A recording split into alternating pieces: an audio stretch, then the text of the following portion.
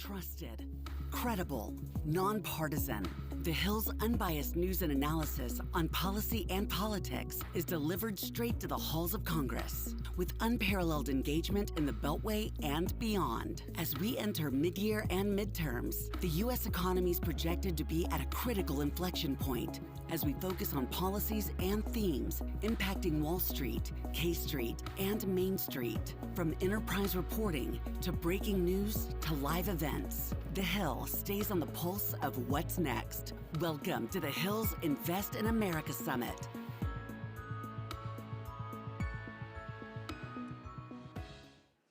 Good morning, everyone. Welcome. My name is Bill Salmon. I work at The Hill. I'm so delighted that you joined us here for this really important program.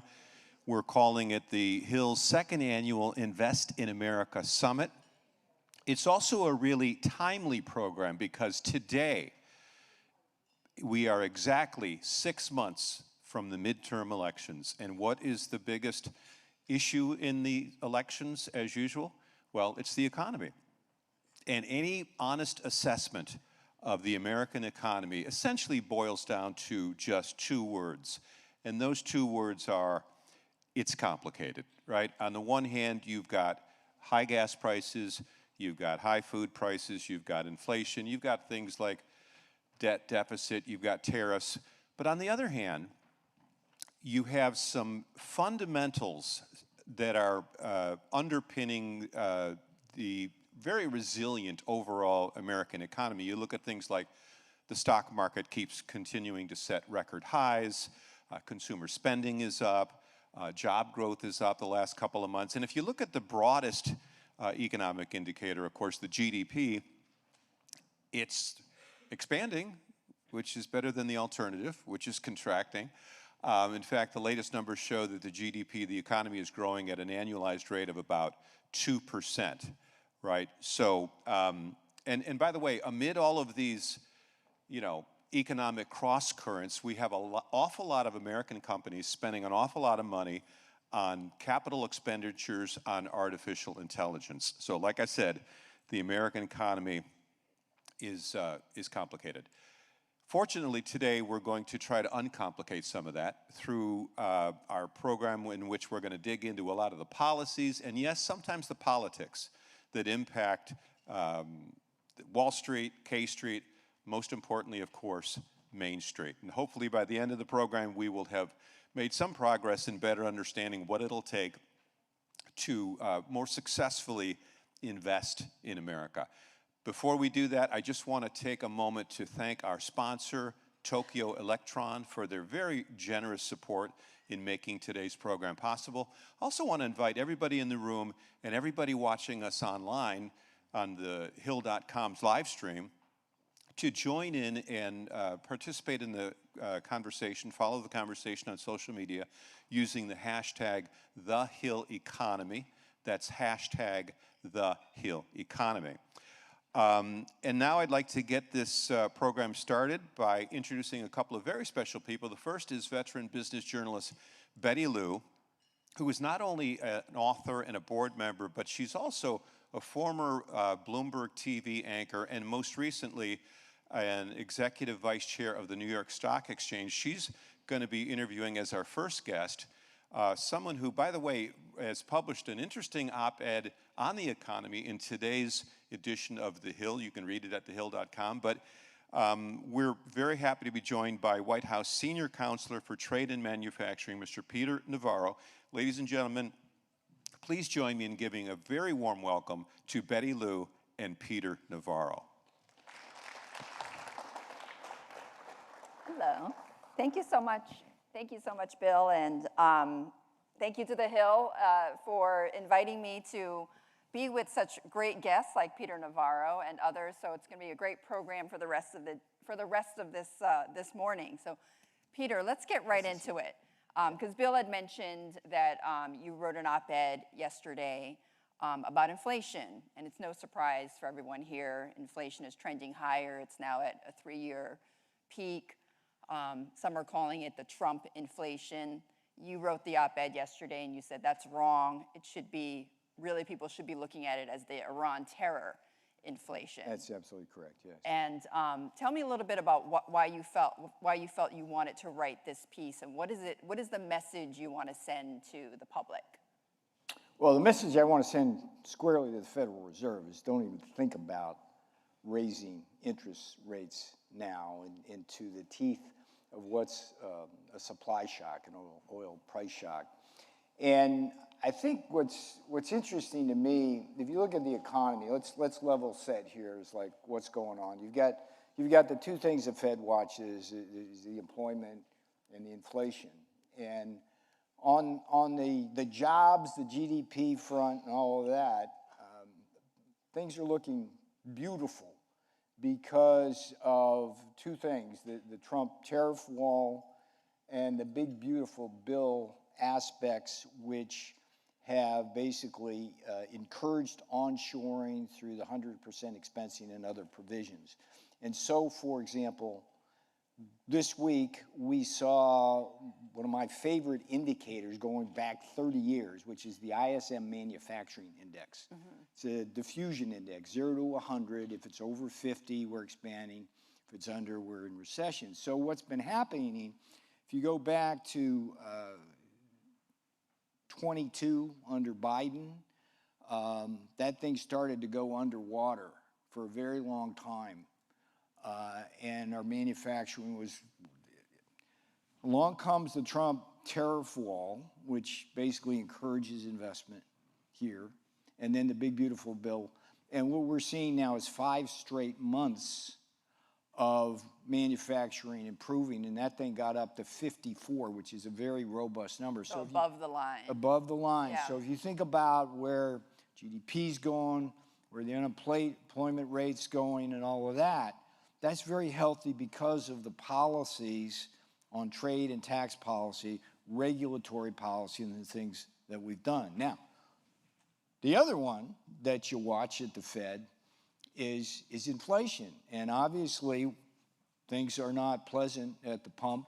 We're seeing the core move up in ways. Mm-hmm. But prices are going up. But this is exactly because of the Iran terror inflation. And for me, it's really important to be a student of history on this. If I told you that we were in a period of time where Iran wanted to develop nuclear weapons, the Iranian leaders were saying we want to wipe Israel off the map, that their IRGC was going in boats and basically interdicting ships and holding, say, 18 British sailors hostage.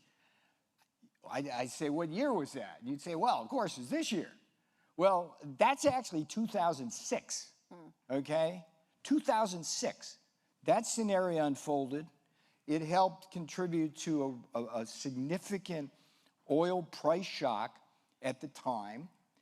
And Ben Bernanke was chair of the Fed, and he understood that demand pull inflation is very different from supply shock inflation, made the decision not to raise rates, and a year later would begin cutting rates, because that's what you do. But we have a Federal Reserve here right now, which is beating the rate hike drum beats, and it would be the worst possible thing. Now, the other thing about 96, which is different, is we had a president in Bill Clinton who, instead of confronting Iran and dealing with that issue then, he did what every president after Ronald Reagan and before Donald Trump did, which is to ignore the problem. Well, okay? so Peter, so what you're saying is this has been happening for decades. We're finally confronting Iran, in your view, the way that it should be. And so this is kind of the price to pay, but it's temporary. Yes, and here's the thing. I've got a pretty good memory, right? And so when I come and have conversation, I like to share details. And it exceeded my bandwidth to remember all of the ways that Iran has killed Americans since the beginning of the embassy crisis in the 70s. I mean, it's been carnage. I mean, you had the Beirut incident in '83, which was the worst death for U.S. Marines. In 96, the Cobalt Towers incident in Jordan had killed some more of this. You go to the Iraq War. I mean, I hope you know this. Soleimani invented these explosive forming penetrators that were a revolution in asymmetric weapons, and they were able to cut through our armored vehicles. And it's very personal to me because I remember during the first term going up to Walter Reed and seeing men without arms or legs or sometimes all of that.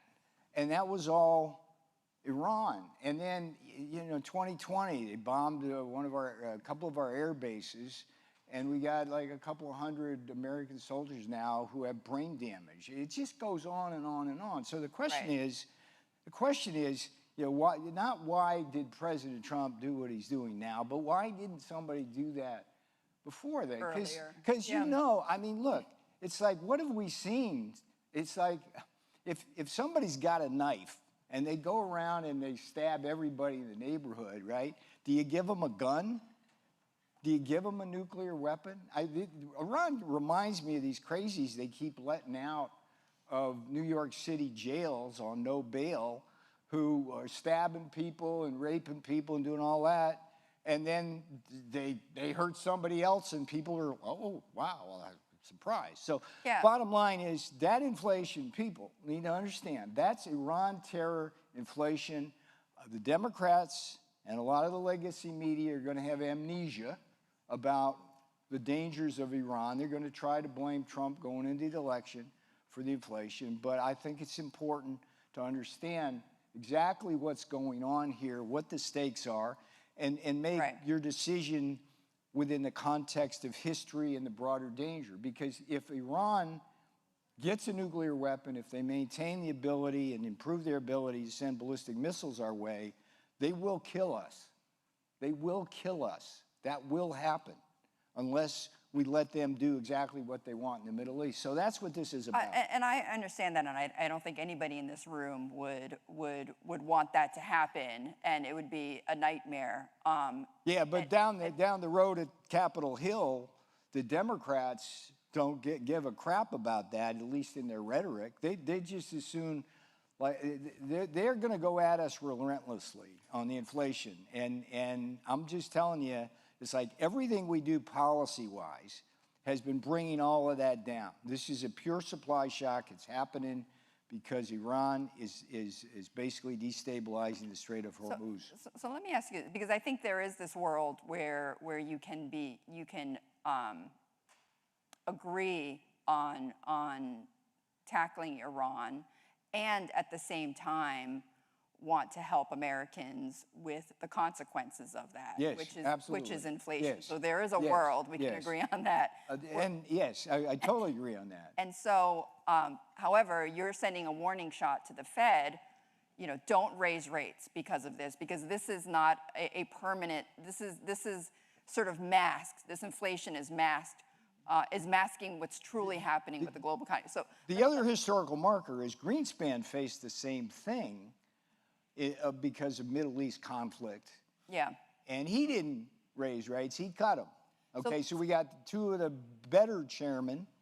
Like there's no perfect chair, but those are two of the better. Well, and they that's a good cut lead-in. or held rates, okay? So Peter, that's a good lead into my question here on the chair. Yes. Because, I know you have not been a fan of Powell, who has left. He's a Fed chair, he's an idiot. Do I repeat myself? You've called him a Channeling few. Mark Twain. No, he's really the worst one we've had. Kevin Warsh, there. but let's look forward. Go ahead. Kevin Warsh. Yep. Okay. So in your view, how much confidence do you have in Kevin Warsh to lead the Fed in the way that you think? Obviously, the Fed is independent. But what's your confidence level in Kevin Warsh? Obviously, the Fed is independent. So that was the problem with Powell. The Fed was not independent under Jay Powell. Basically, he sucked up to the Biden administration to get reappointed. And the price of that for the American people was that he did not raise rates when he should have, when the Biden inflation was kicking in. He said it was transitory, it took hold, and it got out of control, and we had to deal with that. He made 3 major blunders. He raised rates too quickly in the first term for Trump. He was criticized by the Fed for doing that. That cost us jobs. He raised rates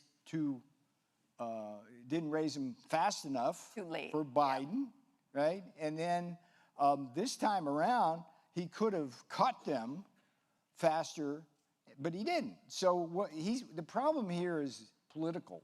It's like the Fed's a political body. Don't fool yourself. That's not like a bunch of high priests who make decisions based on what's good for you. Okay, forget about that.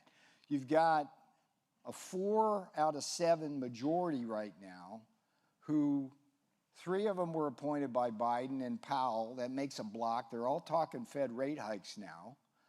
And I don't see a lot of depth there. I mean, traditionally, the Fed had really smart people on it. I mean, Bernanke, Greenspan, these are like PhDs from Ivy League places, right? Powell doesn't even have an economics degree. And then Lisa, I mean, come on. It's like these people are not playing with a full economic deck, and they're playing with our economy. So I'm just trying to say, hey, just go back and study your history books there. The danger is the Powell shadow chair. You asked me whether Kevin Morsi is going to be effective. It's like not if... Or what's your confidence in him? Well, Powell should be off. Like, again, history. Remember, it's like no Fed chair stayed on the board after they left the chair, okay? Dating back, I don't know, I think it was like the 80s or something. It's like way back in time. And the guy who did stay was actually pretty good, and everybody wanted him there. Nobody wants Powell there, at least in this administration. So they've got a problem. Yeah, so it's a political problem. So are you saying that you do have confidence in Warsh, but you think he's going to be boxed in by people like Powell? That is the danger, okay? And we have to recognize that. We have to talk about it.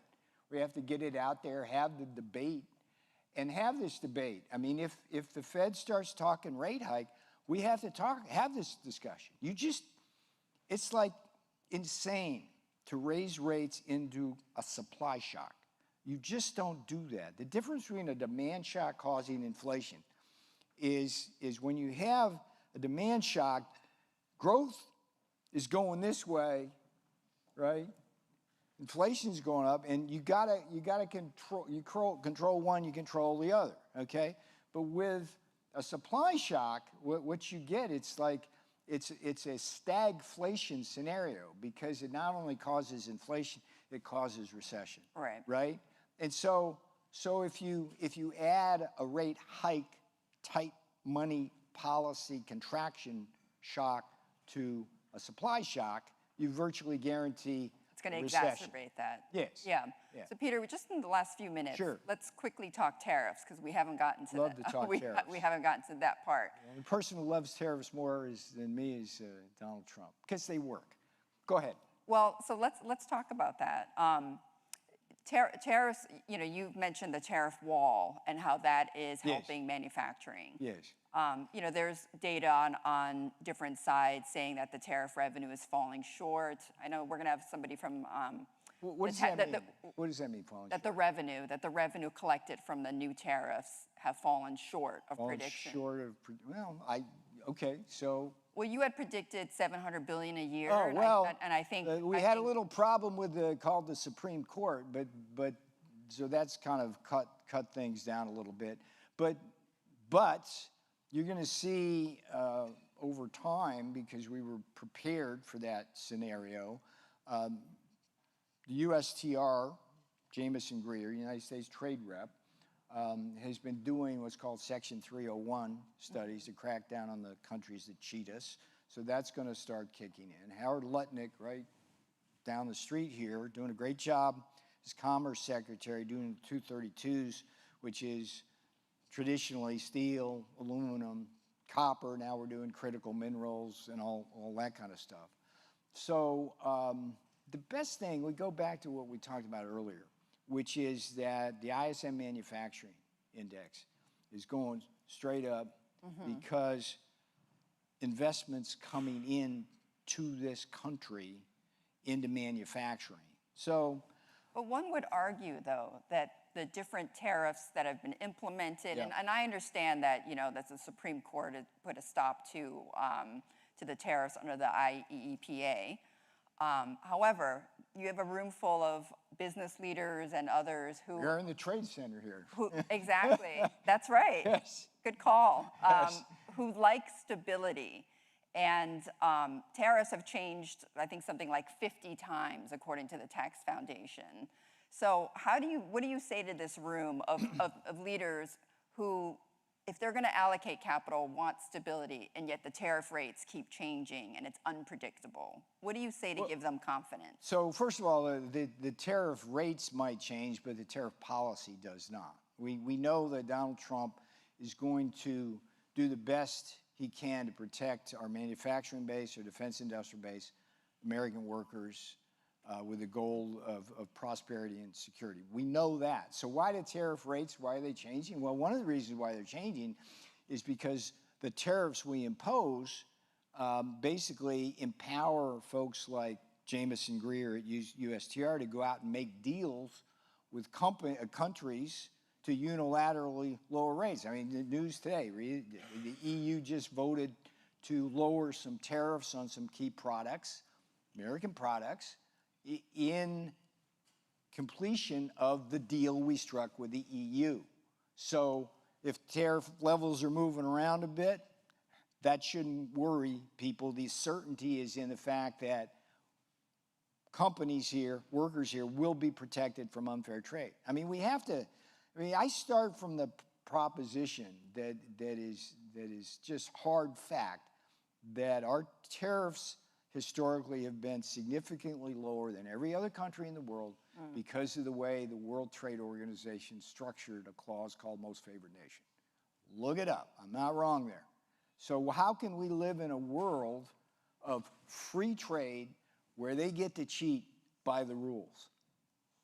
Donald Trump says that doesn't work for America. So for you, it's payback and it's right-sizing. Payback, it's balancing. Or right-sizing the tariff policy, essentially. All we want to do is balance our trade. Okay, the day that our trade deficit goes to zero is the day I'll be happy with no tariffs. But tariffs look, they're an important part of our history. I don't know if you know this, but you go back to Hamilton, you go to Henry Clay, you go to Abe Lincoln, you go to William McKinley. They all believed correctly that tariffs were the secret sauce of a strong manufacturing and defense industrial base, and a way to raise revenues, which was better than a lot of the taxes folks are imposing. So this has been a lot of fun. All right, Peter, yes. I appreciate it. You're a and pro. I love the Hill. I love the Hill. You know It's when like things are ending. The Hill does a great job getting stuff out there, so support that. It's like, the op-ed page is very fair and even. They hear all points of view, and thanks a lot. Well, excellent. All right, Peter, great to be with you. Yes, Okay. and then we can just All exit right. from there. All right. All right, now for the other perspective, the Democratic perspective, and a peek inside the manufacturing-rich state of Michigan, please welcome the ranking member of the Research and Technology Committee, Congresswoman Haley Stevens, to the stage. Congresswoman.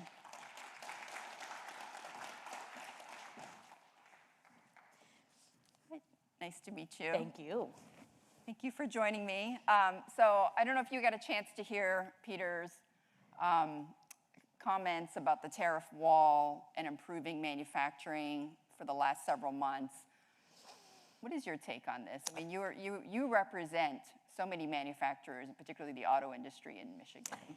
Yeah, I am a manufacturing evangelist on behalf of Michigan and our not only robust automotive supply chain, but also defense and aerospace.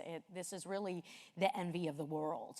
In my congressional district in Oakland County, Michigan, the I-75 corridor is this incredible concentration of innovation, small to mid-sized manufacturers who need one thing, and that is certainty.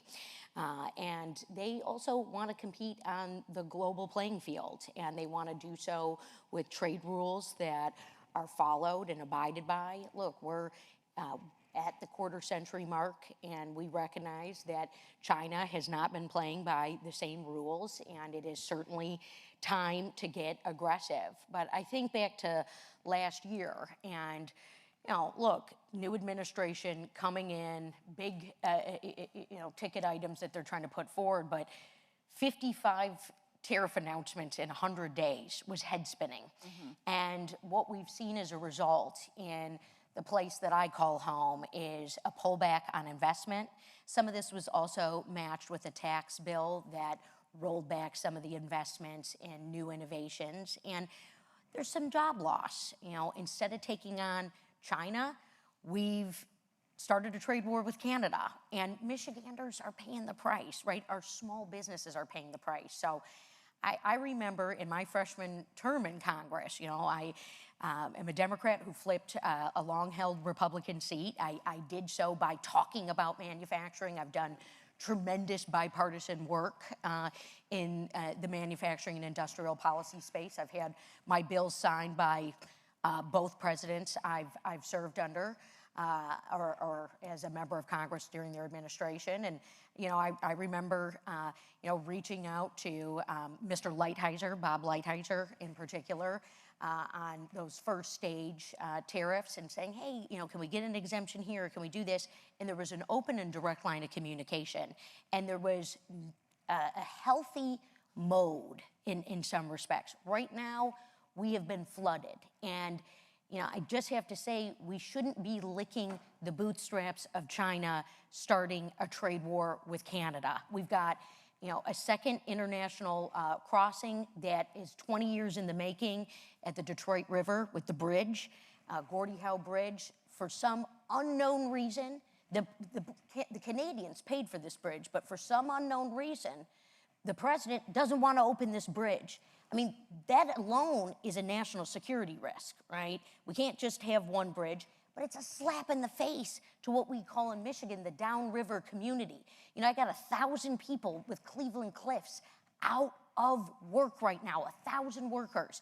And then I'm hearing we're doing foreign steel in the ballroom. Oh my gosh, this isn't working. I want to cut deals for Michigan, not all these other countries. I need investment coming into my state now with a functional tax code and trade certainty.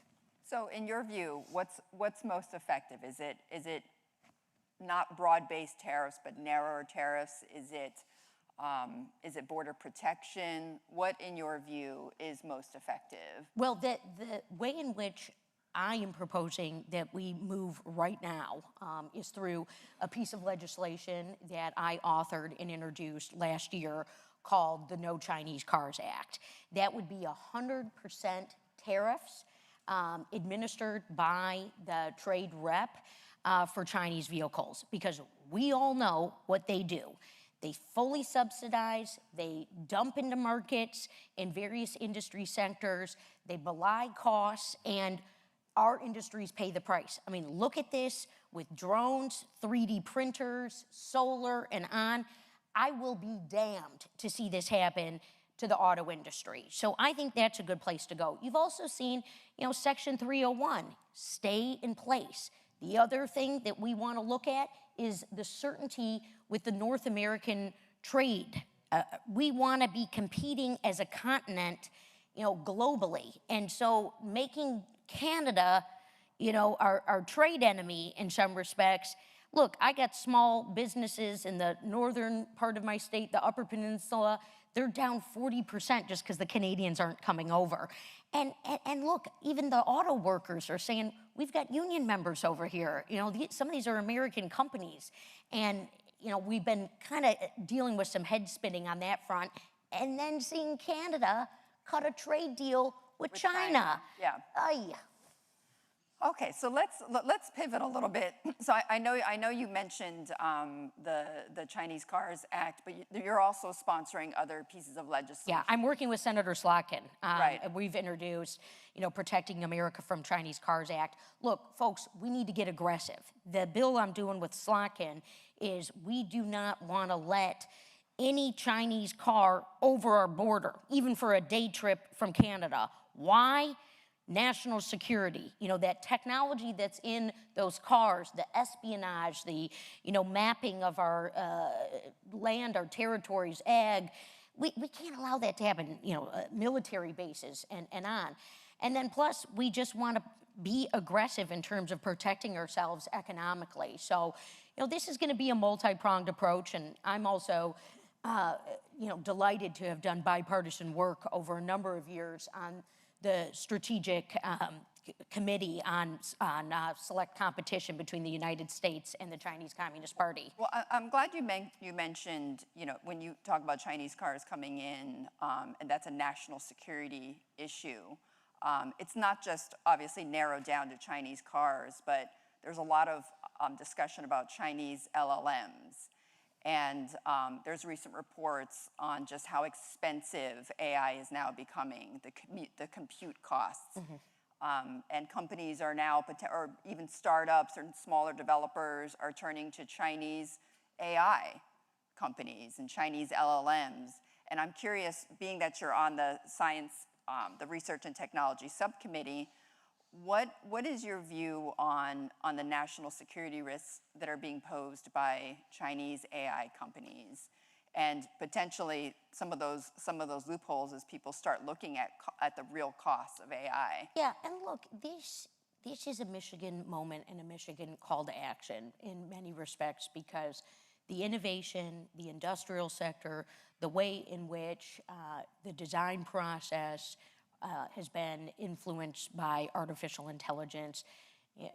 There are incredible supplier companies have been using this technology for the benefit of our productivity, but it is following a rules-based order. This is a national call to action in terms of the guardrails that we need to put up on AI and to look at costs. The American consumer is in arrears, okay? We've got $1.3 trillion of credit card debt.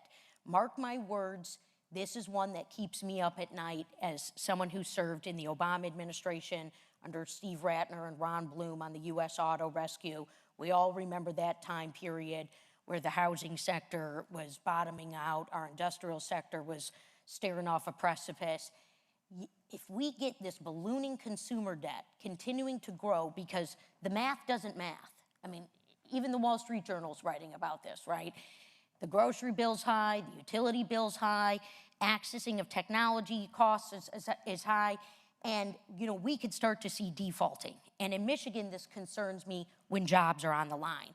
So we have got to bolster American innovation in a place called Michigan, is always my preference, but we have got to bolster American innovation and call for action right now. We can't be laissez-faire. They manipulate markets, they manipulate open free market capitalism. We still want that system, our rules-based system where we're, a democracy promoting freedom and the pursuit of happiness, but my goodness gracious, you can't just let these guys come in, and eat our lunch. It's just not gonna work. And so, look, I was in an R&D lab before I was in elected office. I was in what is called the IoT space, right? I'm sure many of you in this room know about it. That's AI now. That is artificial intelligence. We were looking at basic scientific research, workforce development, and then technology transfer in this space. We need to be continuing to do that work. Those are amazing investment models, because I know here we're also talking about investing in America. And it's a challenge right now because of the consumer debt position, because of what is going on with our national fiscal debt position, which is another challenge for us. So we've got to look at growing our economy strategically, rigorously, paying down our debt, and continuing to invest to win the future. We're going to be talking a lot about debt with Congressman Schweikert, who's coming up in just a few moments. But I know you've been a big proponent of the CHIPS Act. Yeah. And no surprise, the Trump administration, has criticized that. President Trump has called it corporate welfare.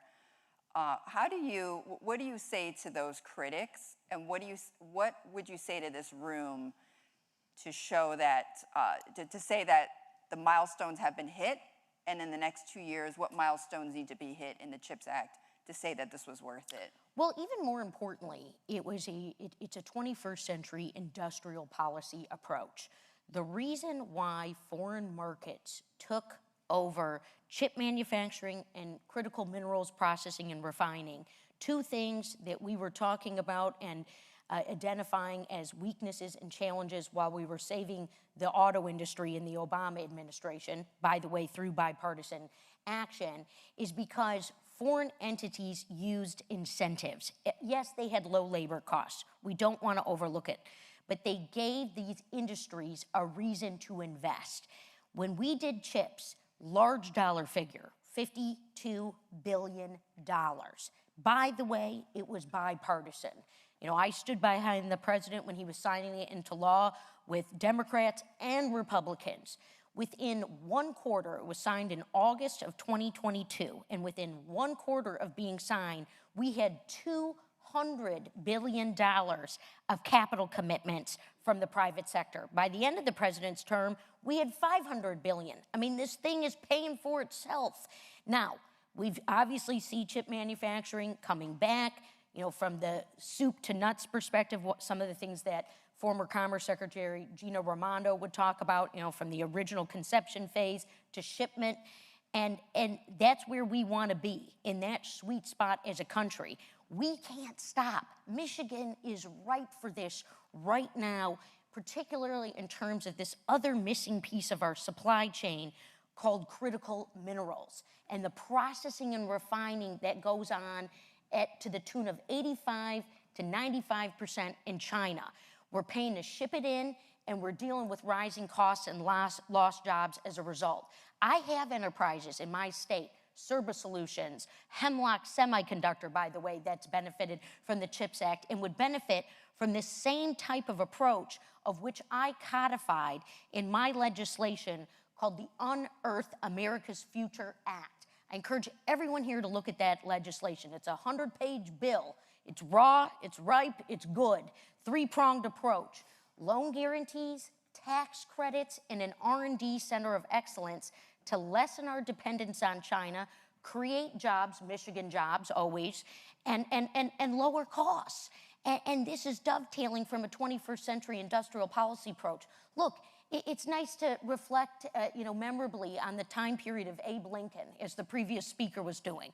But we are in the 21st century. We are competing with a Chinese Communist Party that is coming to eat our lunch if we don't move. I want to move in the American way, And so, look, I actually think I can continue to convince these guys to work with me on critical minerals. I think I got a good bill here for Michigan and the nation.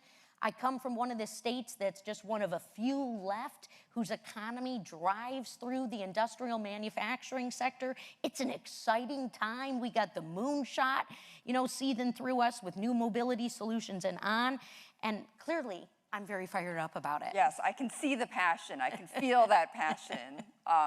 So just a last question to you, because you mentioned that you were there at the auto rescue, the bailout back in the great financial crisis. And it always takes a crisis to bring two sides together. So I'm curious, from your time then, what's the playbook, or what do you tear out of that moment and what you learned to work now? Well, look, I think it's another call to action to say that we shouldn't wait for crisis to act. Cue the policy nerds, right? Cue the dedicated public servants who not only will identify challenges and problems, but create and offer solutions and lead around them. I came to Congress during a polarized time. It's clearly become only more polarized. What I have chosen to do is talk about the things that bring us together. Looking at our manufacturing sector and workforce development opportunities. You mentioned the time I've spent on the Science Committee. Tune into our hearings. They're actually very bipartisan. They're very thoughtful. I had one of my first pieces of legislation signed under the president's first term on artificial intelligence, the detection of deep fake technologies. And so a lot of times when we pursue those strategies, We can make investments for today that yield tremendous results for tomorrow. Well, Congressman Stevens, thank you so much for joining us. Really great to have you here. Thank you. Exit this way. So I'm going to bring up, we were talking about the budget, the federal budget, and this is someone who was joining us, who joined us last year on Invest America, our very first conference, Congressman Schweikert. Congressman Schweikert, please welcome you to the stage. Great to see you again. You know, after last year, I assumed I was never going to get another invitation.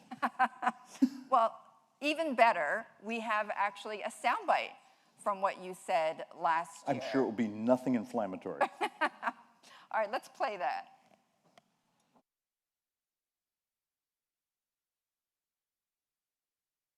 Washington's intellect has so degraded where you know, the left screams about things on Medicaid, and then you show the charts, and it doesn't add up. And then my side, we scream about things, we make up economics, and that's not in the charts. And it's like you and I are trying to operate in a math-free environment. Math-free environment. Has anything gotten quieter? No. Matter of fact, you know you're in trouble when your 10-year-old daughter says, Daddy's going to go to work in a math-free zone.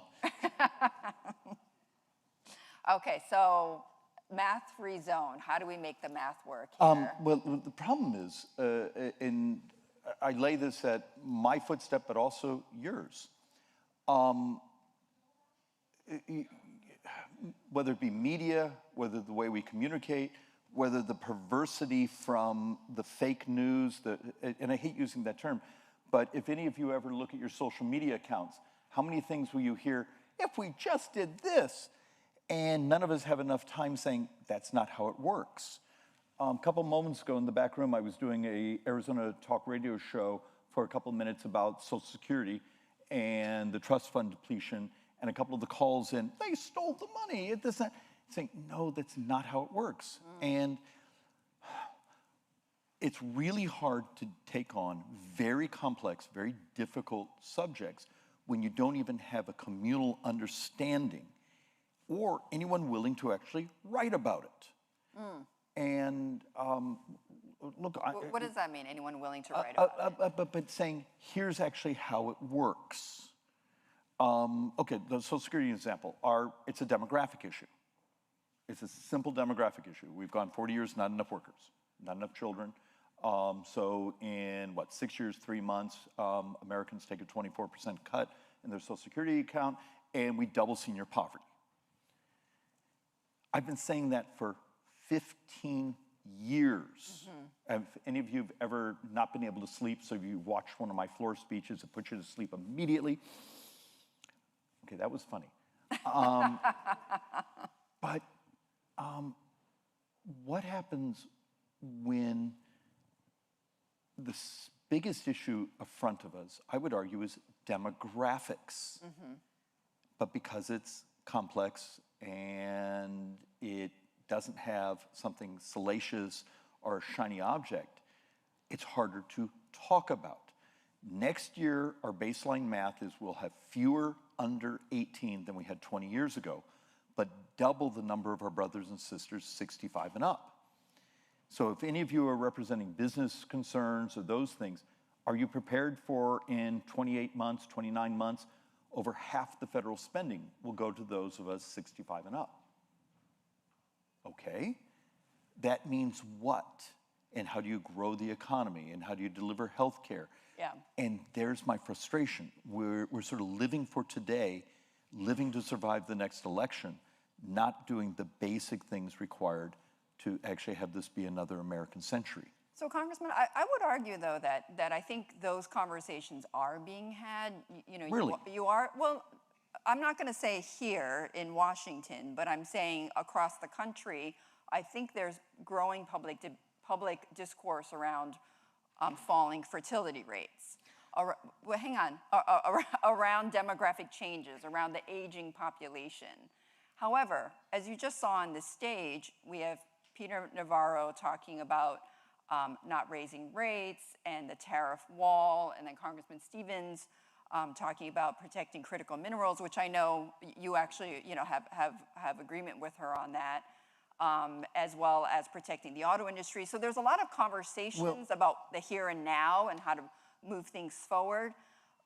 But I wonder, you're bringing in a larger conversation around, yes, next 5 years, okay, these are the conversations the next 5 years.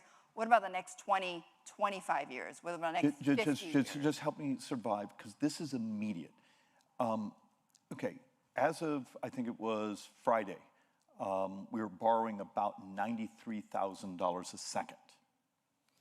And so— That's incredible. No, but here's the thing, it should enrage us. If you actually look like in Doge, think about how many articles your paper, how many speeches my side gave on Doge. And please listen, I'm a big supporter of using technology to find everything you can through government.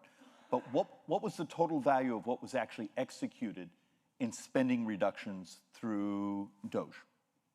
I don't know. About $7 billion. We borrowed 7.7 yesterday.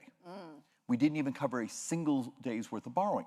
So at what point do you have a discussion of saying, okay, critical minerals. First off, why is something a rare earth? It's not because it's rare to find, it's in tiny. So some rare earths require 100 steps. 100 steps. I have a whole chart at the office to process. It's not the mineral, it's the requirements, the environmental rules, the distribution, all the things to do the refining. And many of the refinement, we don't actually have the IP for. So what happens when it's a combination of technology? The other side is— so it's not just enough to discover it, you've got to actually extract it. And there's actually models out there that say just the recycling of current products in the United States would actually provide more than adequate for a couple decades.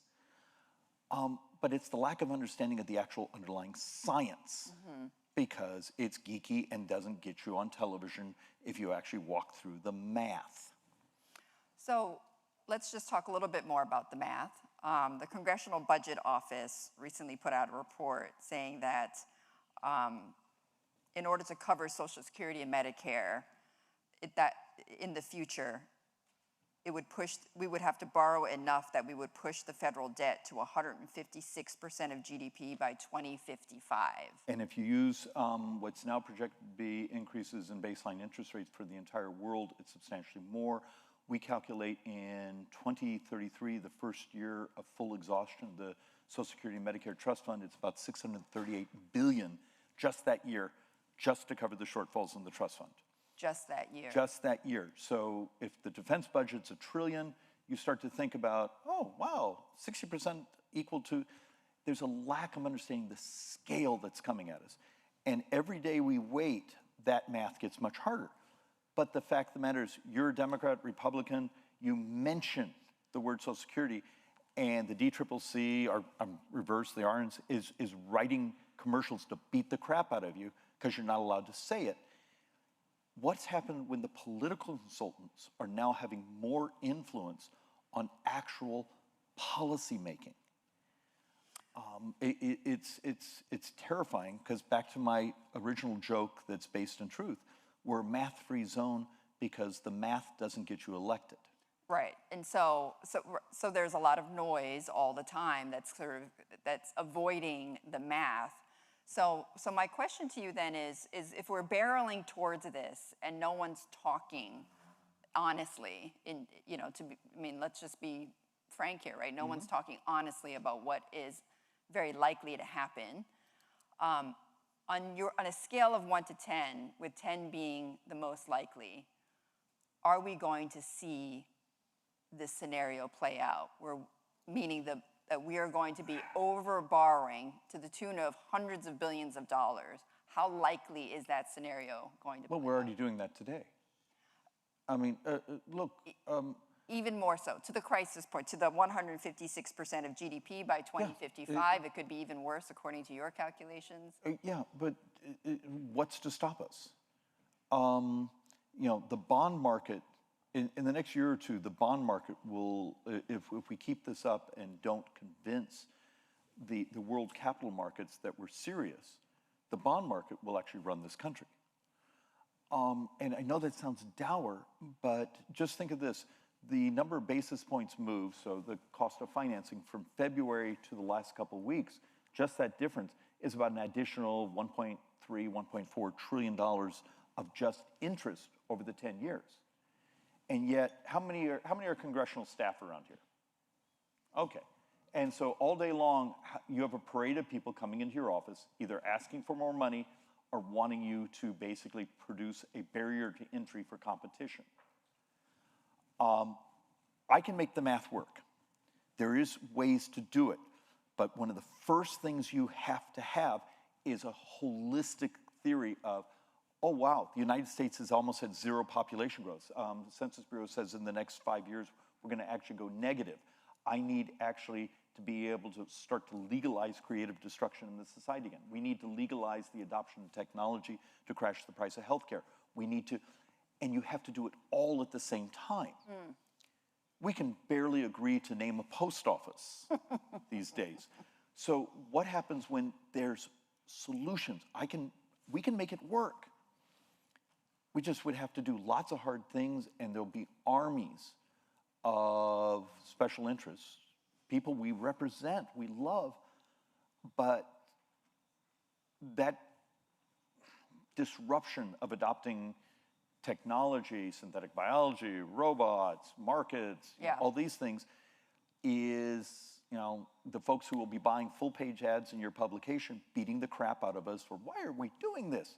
So we don't have a choice. So I'm hearing Congressman Schweikert attend from you on, it's very likely we're going to hit this situation. Yeah, well, how many people would have sat here with you if this were a decade ago saying, we'll never go over 100% of debt to GDP, and we just blew through it. Here we are, yeah. And even the CBO, OMB projections, the only ones got the debt right, I'll give it to some of my economists who are sitting in the room. We projected some of the debt projections for this fiscal year, and we're on track. And we were attacked for being dour, but... But you were right. Yeah. So Congressman, last time you were sitting here, also last year, you were talking about the business community and how they need to show up. And I think you used the word rent seekers. What you have found is that CEOs and other business leaders will call your office looking for a specific solution to a problem, but not working with you. And you correct me if I'm wrong, but not working with your office or even with Washington on the bigger picture, like demographics. So has that changed? No. Our leaders showing up? Not at all? No. All right, let's do the quick story so we put it in context. And I'm sorry to repeat myself from last year. 2017, I'm on Ways and Means. We're doing the first big tax reform in 30 plus years. I could not pick up this thing without it being some of the aristocracy of corporations in the United States. Hey, if you did this, this would help our bank. If you did this, this would help. Hey, we would repatriate our intellectual property back to the United States. The day we passed the tax reform in 2017, never heard from these people again. I went 5.5 years without hearing from the U.S. Chamber of Commerce, even though I'm number 4 in Ways and Means, because the next thing said, okay, we got what we wanted out of the tax system. Now let's go do the rent seeking on CHIPS Act and all these other things where now it's substantially industrial policy. And the lobbyist community and those things are paid to do that. And now we actually have a situation, I believe, in the United States where we're on the cusp of so many technology miracles, whether it be synthetic biology, AI, all these other things. And the barriers of the next generation that would pop up economic vitality, it worries me. When it's illegal functionally to modernize a port, so the United States has the least efficient ports in the industrialized world. All these other things that happen around us.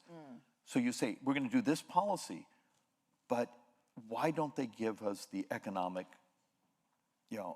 robustness they should? It's because we didn't fix all the things in the circle. And almost no one thinks or talks this way in DC.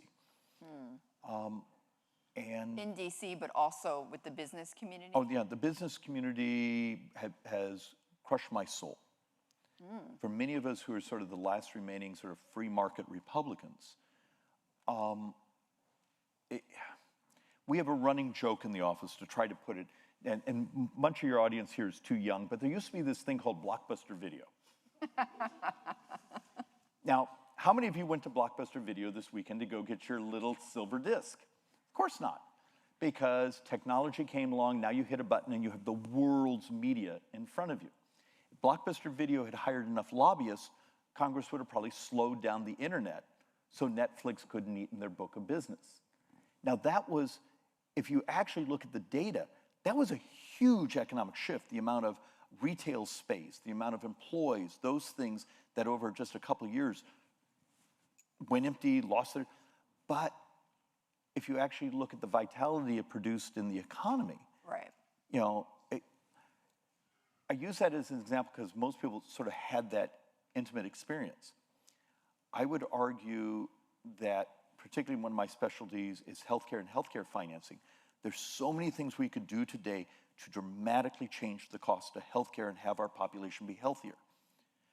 I just can't overcome the bureaucracy and the incumbent protection model of saying, David, we like there being $35 billion last year in duplicative MRI, X-rays, ultrasounds, CTs, and yet if I did that MRI and just put it on grandma's phone and she took it with her to her next doctor and hit the button and there it's on the screens, we wouldn't have to do a duplicative one, but then the people that make their money on the duplications. Yeah. And so they have an army of lobbyists. We've hit a wall Yep. where the things, so the decision here is we'll just borrow the money and Right. put it Kick the on. can down the road. Yeah. But the interest cost, when interest now is the second biggest expense in the federal government, and we're interest fragile, little movements of interest rates now cost a fortune, maybe it's time for rethinking.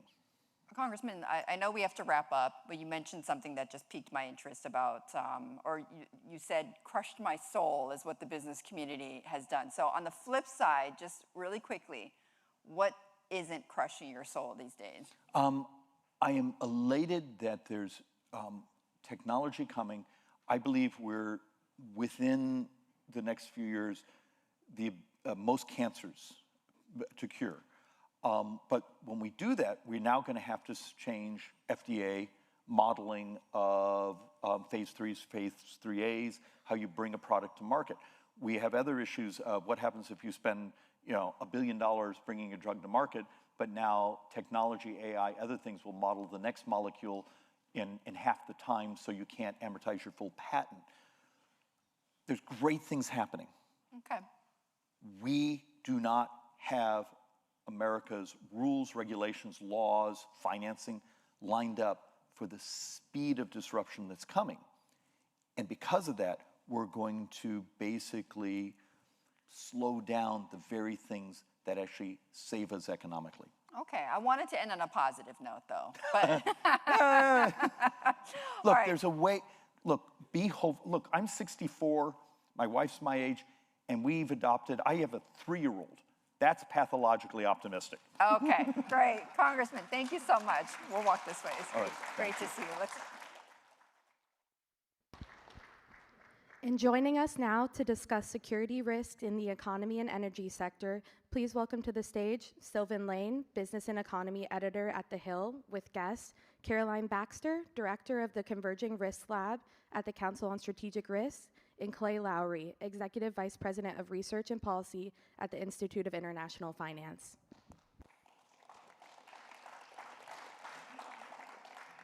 Well, thank you all again so much for coming out today, and I want to thank our guests for their insight and their wisdom today. As you've heard, we're going to talk a little bit about the various ways that national security risks, energy, and the economy all come together. And, as a business journalist for about a decade, I would always joke with our energy and defense reporters that if all 3 of us are writing about the same thing, something bad must be going on in the world. So, Caroline, I wanted to ask you a little bit about, speaking of converging risks, how all of these different factors are currently coming together and creating this moment of higher precarity, both economically and in a national security format? Yeah, absolutely. Well, first, thank you very much to The Hill for having me. Anytime I get to share a stage with someone like Clay is a good day for me, and I'm excited to share some thoughts. So at the Converging Risks Lab, which is an institute within the Council on Strategic Risks, we're looking at the intersection of a couple different moving targets. One is the acceleration of the deployment of artificial intelligence, and what that means for both the energy grid and the raw materials that have to go into creating the data centers. Two, we're looking at the impact of the war in Iran on the global economy and the pressure that that is putting on oil importing states. And then three, we're looking at the intersection of a kind of fractious geopolitical moment, which is probably, in our estimation, going to have a bit of a long tail. So what that means is if you are the United States and the American way of war depends upon fighting alongside allies and partners, and you and your allies and partners are all in a geopolitical crisis in terms of energy, what that means is as inflation goes up, your budgets are going to shrink, and you're going to have to start making some really hard choices between the money that you're going to put towards either oil production or, in the case of Japan, increasing your national spending on your defense budgets. It's going to be very, very hard to do both. But right now is when we need to start building our readiness for the future fights that we're going to need to have. Artificial intelligence matters because if you're also thinking about reducing your dependence on oil, you're going to start thinking about renewable sources of energy. The same amount of copper will go into both a wind turbine and a data center, and you only have one ingot. Where do you make that choice? That is imperfect. Anyone who's served in government, as I have, knows that there's no such thing as a clean policy. There's no such thing as a clean decision. Everything is going to have externalities, but understanding that risk in that trade space is going to be really important. So at CRL, we use a lot of tabletop exercises, wargaming, scenario exercises, backcasting, to put people in a worst-case scenario, work backwards, and try to find those mile markers along the way and create policies that will not be perfect, but will at least have boundable risks. And as you're going through those tabletop games, those simulations, what have you found that you didn't know about before? Did you discover anything that kind of piqued your curiosity or interest about this current moment? So there's been a couple things. We've been doing a lot of work in Japan and South Korea, two highly industrialized nations that have, for various different reasons, have been trying to transition to renewable energy. The common thread between them, of course, is that they both import 98% thereabouts of their energy from abroad, and what's going on with the Strait of Hormuz is absolutely killing them. So they're going to have to make some really dangerous trade spaces. The thing that we've learned over the course of doing this work is the importance of a really resilient energy grid. And you need an energy grid that can withstand and stand up to an influx of different kinds of power. Transmission lines are going to need to change. Having the transistors in order to carry the load from the solar to the wind farms all the way through the domestic populations. Something that's come up a lot is the tensile strength of the relationship between a federal government and the local government. Japan has prefectures, and every single prefecture has a significant amount of power. That is relatively the same as the 50 states in the United States that all have to come together to understand how a federal grid can work. So the national security importance of a reliable energy grid has been something that's come out a lot. Certainly, and I think that's a really interesting point to think about in terms of the way that different countries are trying to prioritize these different investments and balance those against the security risks. And Clay, I know you've spent a considerable amount of time throughout your career at various points looking at these balances of investment and national security risk. Yeah. And I wanted to ask you a little bit about what the current framework where we have, key allies and partners facing these different problems, but we're also looking to expand our own economy and our own interests here. How can the U.S. balance that, and just what about this current environment makes it difficult to do so? Well, first of all, thank you very much for having me. I apologize that I'm covering up your pillow. And it's great to be on stage with Caroline, and fascinated just by their answers she just gave. So in terms of balancing, the United States is the biggest market in the world, the biggest economy in the world. There's a lot of clarity and certainty about the U.S. system, and so that is a good thing, and that actually is a big attraction for investment in the United States. Secondly, we're in the middle of, so there's kind of on the positive side, there is, we're in the middle of a terms of trade shock that's a positive terms of trade shock for the United States. And that is because energy prices, we are actually a net exporter of energy. And so that actually is something that's pretty positive. And third, Caroline mentioned it, which is the artificial intelligence and what that is actually doing for our economy on the negative side. So there's a lot of concern about how policymaking is actually happening here in the United States. It is, to say chaotic would be an understatement. And it's not just the executive branch. I mean, I've heard some of the congressional leaders up here on stage. I mean, a lot of people are just giving up on Congress. And so so your executive branch is doing everything, and obviously President Trump has a different way of doing things. There is some volatility, and so that creates volatility outside the borders of the United States for international audiences. Some of those are economic or mathematical, but some of them are just kind of like, can you count on the United States? And so how to strike that balance is kind of an important aspect of the US's role in the world and what we're going to be, how we're going to be seen. I think right now, we talk to a lot of people. I work for a group that works with 60 countries or something like that. There's a lot of concern about what's happening in the United States and the role that the U.S. is playing out there, whether it's on foreign policy, on some economic policy issues, and obviously what's happening right now in the Middle East is driving a lot of that conversation. And to that point, Clay, about the U.S.'s position in the world and its relationships with different countries, I mean, obviously over the past year and a half, we've seen some pretty considerable tensions between the United States and allies such as Mexico and Canada that it, once seemed impossible to think of disputes of this level to the point where the fundamental nature of these relationships are being evaluated. And we're seeing that a little bit in Europe too, with the president talking about the various ways he wants to reposition troops and other matters like that. What my question is while the U.S. is having these higher tensions with its allies, do you think it's possible for it to generate the level of national cooperation and to preserve its standing in the world as the destination for investment and the global economy? I think you have to bifurcate that. Can the United States actually, with the way we are approaching our countries that we have often typically been allies with, you mentioned Canada and Mexico, there's a number of countries in Europe, it's hard to imagine that there's a lot of faith in what we're doing. I mean, I had a very difficult day up in Toronto a couple months ago. It just, work-wise, nothing bad. But then at the end of the day, I just want to, I'm just tired, and I just want to have a glass of bourbon. Couldn't get it, could you? They wouldn't sell it to me. There was no bourbon. And that was because basically the Canadians had boycotted it. And I was just like, I hadn't put two and two together. And so there I'm like, nice scotch would be fine then. I mean, so that is a bad thing. Now, on the good side, as I mentioned, the U.S. is still, from a relative perspective, is one, from in advanced economies, is still growing better than most other countries. It is still the biggest markets that are very deep, and so that is an attraction. That's an attraction for direct investors. That's an attraction for portfolio investors.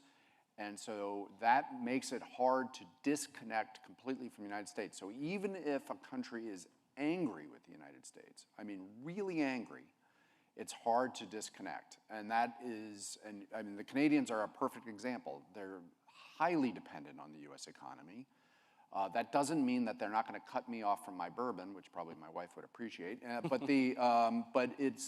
it is, and you see, I mean, we heard the Congresswoman earlier about how Prime Minister Carney has been looking to try to do deals with China. It is making people rethink what are my supply chains, my economic coordination that I should do. But it's still the fact that you still have to do business with the United States just because of the size of our economy, the depth, our institutions, et cetera. I'll jump on that really quickly if I can. I absolutely agree with what Clay was talking about, and I think I'll add that I think there's going to be a little bit of a tail to this that we're going to experience whatever the new administration turns out to be in 2029, whereby when you have a country of this magnitude, this importance, that is perceived, rightly or wrongly, to be volatile, to be hard to predict, the next administration is going to inherit that. And whatever policies of any kind that administration is going to have, which by virtue of our role in the world, and whether or not we want to be the American colossus bestride the world, we still are, will need our allies and partners to work with. I think there are going to be some headwinds with that across the board. Speaking of working with allies and partners and various headwinds, obviously the situation in Iran with the Strait of Hormuz is a pretty clear example of the difficulties that the U.S. is having, to put it lightly, with countries that might be mad at us, and the difficulties that the U.S. is having in terms of getting partners on board with its preferred strategy. And I wanted to ask you both, what do you think, obviously the short-term impact, higher oil prices, higher national security risks, but I guess my question is, what do you think the long-term implications of what's already happened might been, assuming that there could be some sort of resolution within the somewhat near future? Well, given what I've been working on and energy being a part of this summit, I think we are seeing right now a harder kind of left rudder turn towards renewables across the board. And I think that there has already been a lot of work done for the infrastructure for that push, not just in Japan and Korea, as I talked about, but certainly within NATO, and also in the United States. I think it was last year that there was like a 30% increase in battery storage year over year, which is pretty significant. Now, anytime you talk about renewable energy, the topic that comes up a lot is China. China corners the market. China owns all the renewable energy, or the rare earth minerals, I should say. That is true, and it is also true that there are other sources. And I think what we've seen in those countries that are using the Iran war as an opportunity that should not be let go to waste have been doing is redoubling their efforts on battery storage, where if you have a solar farm that will last 30 years and you can power a whole city with one solar farm, it reduces the need to get more minerals to buy the things to make another solar farm. You can reduce the spread. And I think there's been a big push in the countries that have been thinking that through that will, I think, yield some benefits. Now let's spin the wheel of time forward and say that the United States has cracked the code on it. We do have an incredibly robust industrial base, and we also have a lot of creativity. We are used to making good things come out of hard problems. I think we'll be able to reap a significant soft power reward in the future if we are able to generate significant advances in terms of battery storage from renewable sources. So I think that's a very good thing. And in addition, the burden sharing for sourcing of renewables and refining renewables, I think, will be another opportunity for some diplomacy, piggybacking off of the energy and economic requirements. So that would be one thing. If I could just add to that, I think those are really good points. My point, I think, is slightly related, is one of the interesting things that you've seen is, all right, so I work with a lot of financial services firms, follow the markets. The markets actually, in the United States at least, and some other countries, have done actually fairly well. I mean, part of that is for outside factors that have very little to do with the Middle East. But there is it seems like if you talk to the real oil experts, the energy experts, they would say, you guys are seriously smoking some dope or something, because this Strait of Hormuz, this is the biggest shock since the 1970s.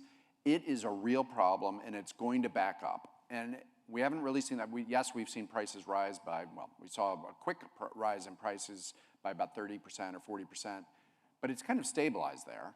And even though we haven't seen the war get that much better outside of this ceasefire off and on, off and off and off and on. What I think that you're seeing, though, is, for instance, a country like China. China is a huge importer of energy. You will, if you looked at the statistics, their energy imports are way down. way down, and that's because they are drawing down on the reserves. And so I think what you are going to see is you're going to see other countries start to do what China did in advance of all of this, which is build up their reserves. Second, is I think, and this kind of goes a little bit to Carolyn's point, is there's going to be alternatives. How do I find my way around the Strait of Hormuz? I mean, this is a problem. And so I think you're going to start seeing other ways around, but not just alternative energies. You'll see more pipelines and so forth. And third is, this is a supply chain shock. It is not just an oil shock. And so a supply chain shock, we saw it in COVID. This is a smaller version, obviously, but how do supply chains get reworked? And I'm not prescient enough to figure that out, but I think that that's what you might start paying attention to, is how do supply chains change in the short term, but also in the medium term. Now, before we wrap up, I want to squeeze in at least a couple of questions about AI, which feels like a risky game, but to do it at the end of a panel instead of the beginning of one. But, obviously, something that we've spent a lot of time at the Hill thinking about, and we got a great story in our paper tomorrow coming out about the AI impact on the job market and the overall economy. And I guess my question is, given the economic growth we've seen from the data center build out, but also these rising concerns about the way AI might change the nature of jobs and working, is this something that could be net beneficial to the economy, or are we looking at something that could create risks down the road that expose us to not only economic risks, but potential national security risks if we somehow fall behind or end up in a situation where maybe we move too far ahead and end up doing something to our domestic economy that, is undesirable? So it's a good question, tough question. So if I say something positive about artificial intelligence on a college campus, I'd probably be booed off of it, it sounds like. But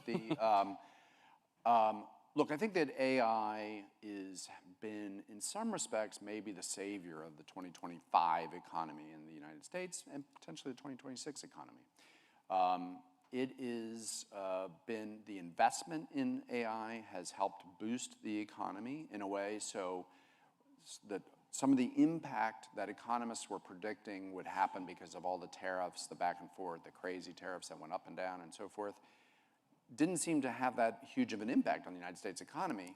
And a lot of that is because of the investment in AI, which really is not that much related to tariffs, except for kind of the import of some of the products that are involved.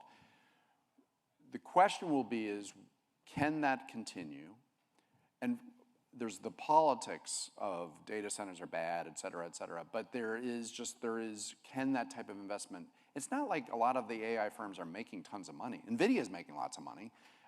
Probably a lot of the AI firms I know nothing about are making a lot of money, but there are a lot of others who are just investing.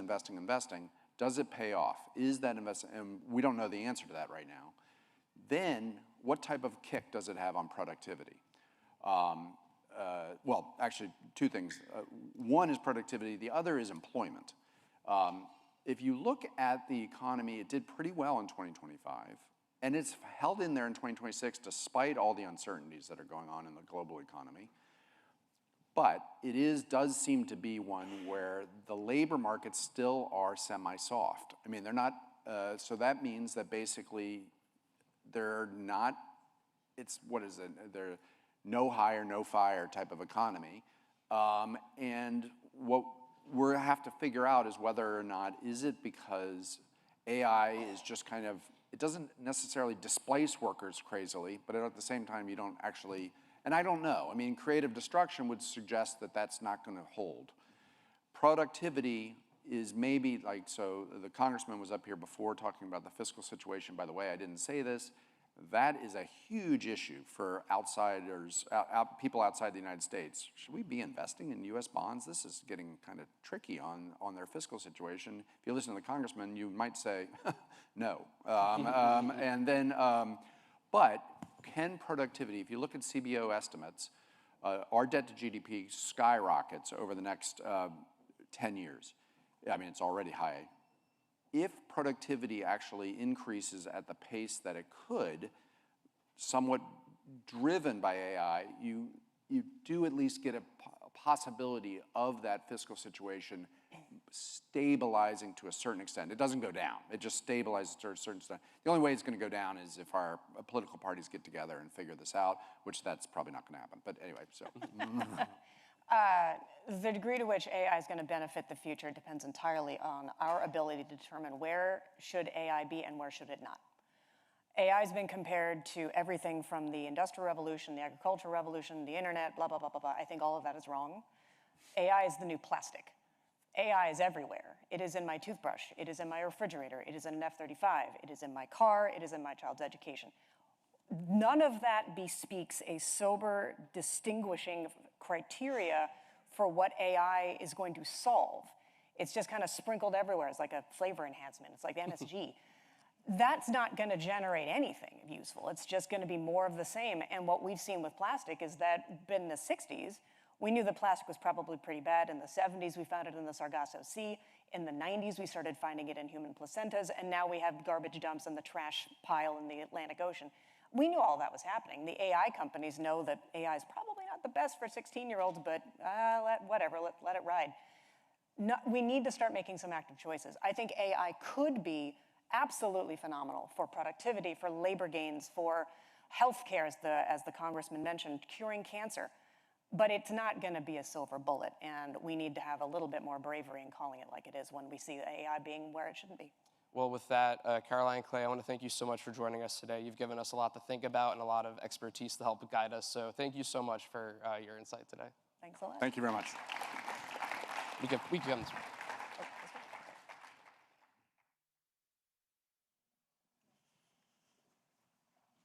Okay, I'd like to welcome up our next guests, Erica York, Vice President of Federal Tax Policy at the Tax Foundation, and Eugene Laney, the President and CEO of American Association of Exporters and Importers. Welcome, Erica and Eugene. Thank you. So it's great to have both of you because I'd love to get both of your perspectives on the conversations that we've heard this morning. And Erica, maybe I'll start with you because, or I'd like to start with you. We have Peter Navarro up here kickstarting our morning. And, I'd asked him about tax revenue from these multiple tariffs that we've seen over the last 12, 18 months. And, his response was that, the revenue is falling short because it's being challenged in several courts. I know you've done a lot of number crunching. We had Congressman Schweikert up here talking about math is a math thing. So I know you've done a lot of math here.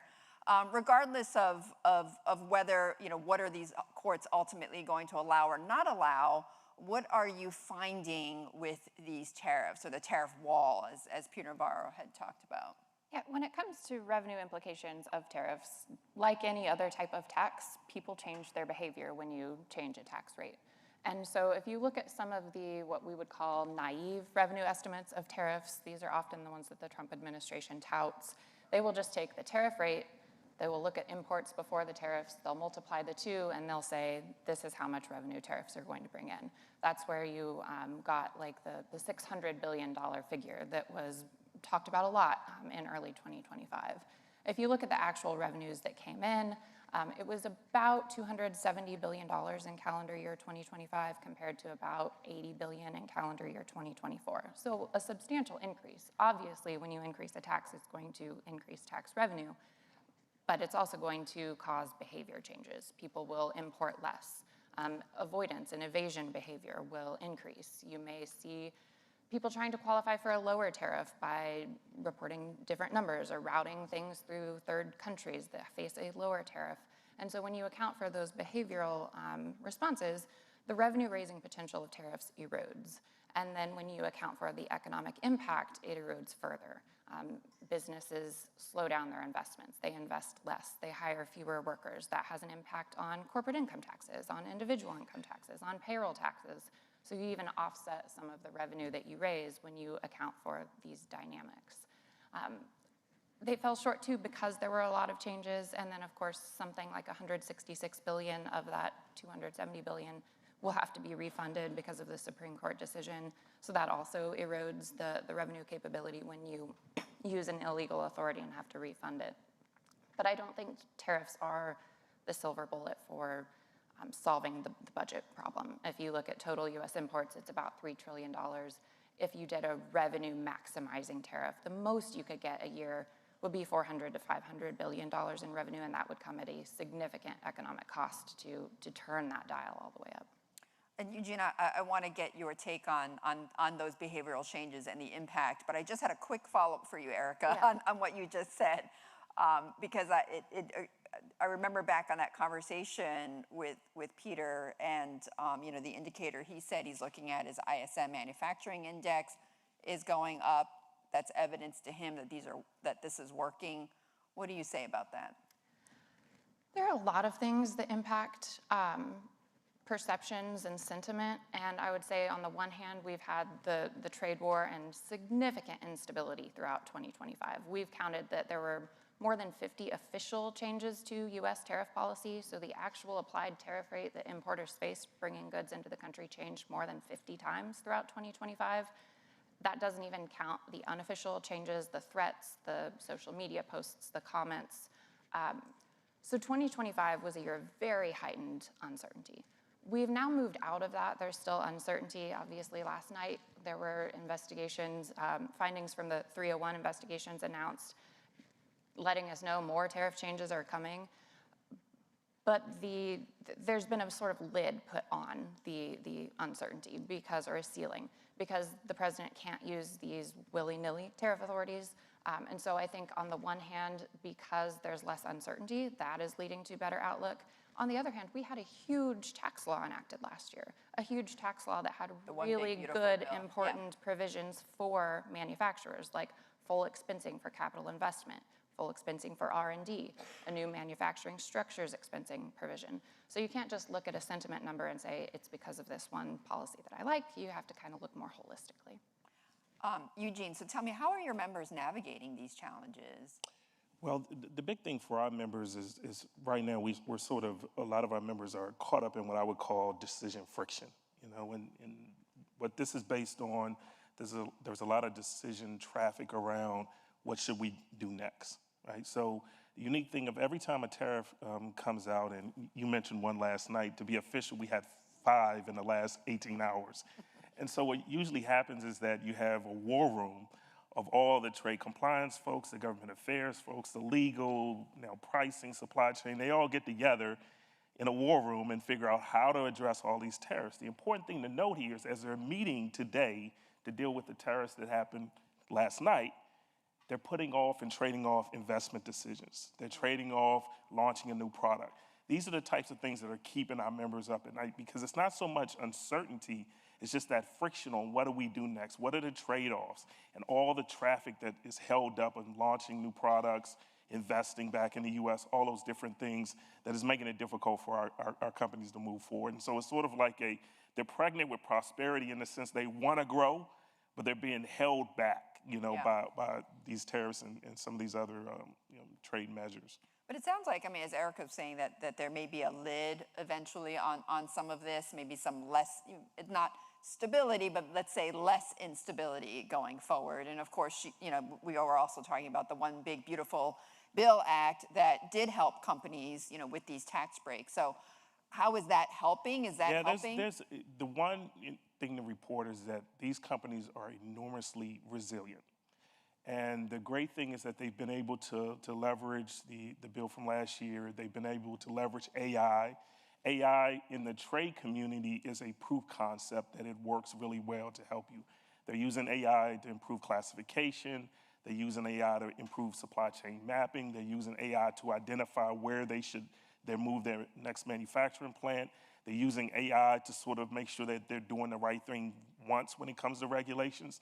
So AI has helped them a lot. And then they've learned so much from going back to 2019 when they were asked to move out of China. They learned lessons from there where they could figure out where they could move to place them in better position. The challenge for them now is that back in 2019, they were asked to move out of China into Mexico, but now there's a question of uncertainty around will we have a USMCA agreement. And so these companies really just want certainty, and then more importantly, they want the ability to provide inputs to help the government make the best policy decisions and give the right guidance so that companies can do the right thing. So many small and medium-sized businesses, they don't have a trade compliance person. They don't have a legal person. They don't have a government affairs person.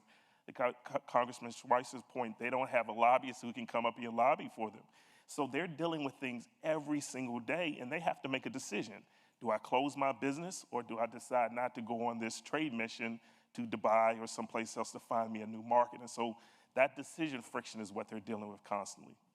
And just out of curiosity, the refunds that are being processed, are companies getting refunds? Are they hitting bureaucratic red tape? What's going on there? Yeah, so companies, so one of the things that we advocated for immediately is that we knew this wasn't a complex process, that CBP had the ability, and CBP has always been good about working with the trade to figure out a way forward. And so one of the things we recommended is deal with the less complex refunds first, which they've done, and then deal with the more complex. And so CBP, I think, is positioned to move to that next phase. But now the DOJ has sort of put on the brakes and said that, we need to find the right process and procedure, or we need the right authorization in order to move to that second phase. The reality is the Supreme Court has ruled the tariffs are illegal. Provide us, importers and, their money back, and they should have their money back. Yeah. And what's great, I sat down with a small business who said, if I can get my $8,500 back, I can go buy this new equipment plant. And maybe I can go on this trade mission that you want me to go on in Korea. And so that's the kind of investment that's going to come back to these companies if they're able to get these refunds back. Yeah, particularly for the smaller businesses, like every single dollar counts. Matters.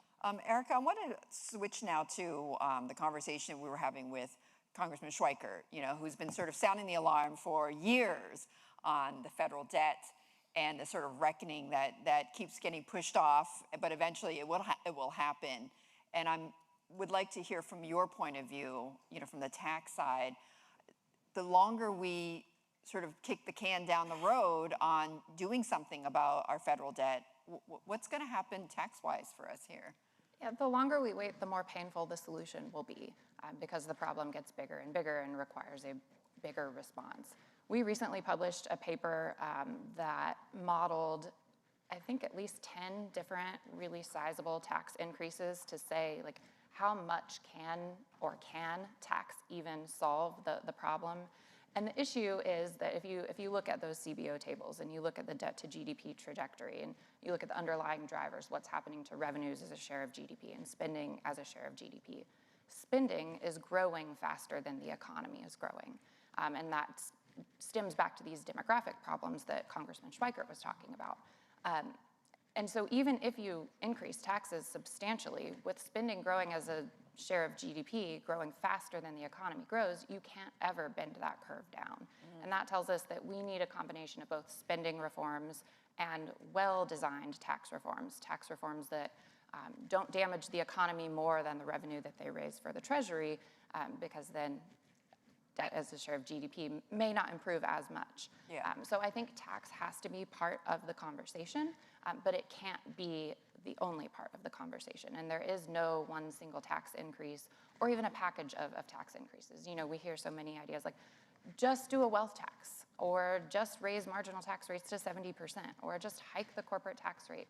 None of those fix the problem, and then they make the economic problems even worse because they reduce the incentives that people face for investing, for working, for innovating and entrepreneurship. Yeah. So it can be part of the solution, but it can't be relied on to fix the problem. What, just out of curiosity, because I know you study this so much, what is the creative solution we're not talking about?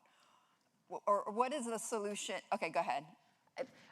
I don't think it takes too much creativity. We know the drivers on the spending side. It's entitlement programs, it's Social Security, it's Medicare. They need reforms. They need reforms to reduce how much we spend, and that's the political issue that Congressman Schweikert was talking about too. Everyone, I think, knows the drivers.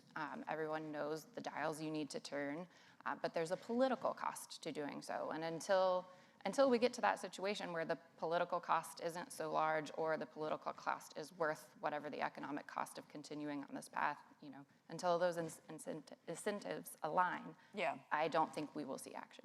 Right. So it's not so much creative, but it's really courage, is what Yes.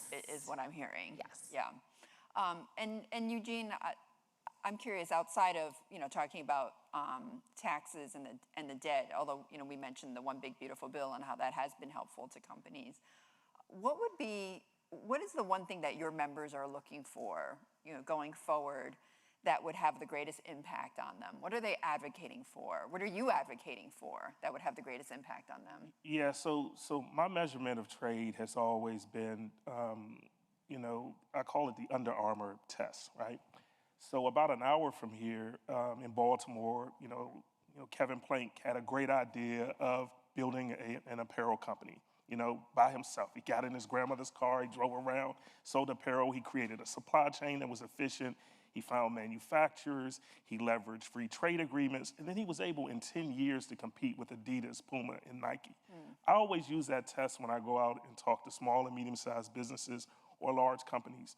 Do we have an environment where the next Kevin Plank, the next Jeff Bezos, the next, Steve Jobs, can they innovate something and then be able to sell that globally? And I think the tariffs have sort of slowed that down, because here's an interesting fact. If you're an SME and you're thinking about going global, where's the first place that you look at going? Nearby, right? Canada and Mexico. So right now, that uncertainty of whether we're going to be doing business with Canada, they weren't invited to the bilateral meetings last week, or the idea that we may blow up the whole USMCA agreement, that then tells that SME, I have no place to go global, because you want to go with friends first, right, which is the North and South. And so a lot of our companies are trying to figure out, where do we go next? And so I think we've got to return back to regular order, where we had Congress involved, leading the charge. We had an USMCA agreement that improved NAFTA. We all worked together, the public sector, the private sector, to create that bill. We created a review process that we're going through right now, which is going to create a better product.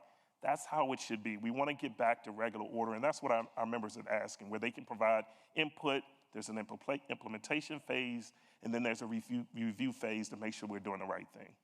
That makes a lot of sense, and I want to just dig a little bit more into that on maybe a specific, let's say what would they like to see happen in the next, let's say, 12 months? What would they like to see happen? No more tariffs. No, I'm just joking. I'm just joking. No, I think they want to get back to regular order, in the sense, even with these 301 and 232s, you have an opportunity to provide input. So a lot of our members are concerned about the tariffs, but they're able now to give feedback to Navarro and to USTR and others on some of the challenges, so that they can they can get proper guidance, figure out how to implement the tariffs, do the right thing, and move forward. And so I think that's what they're calling for more than anything else.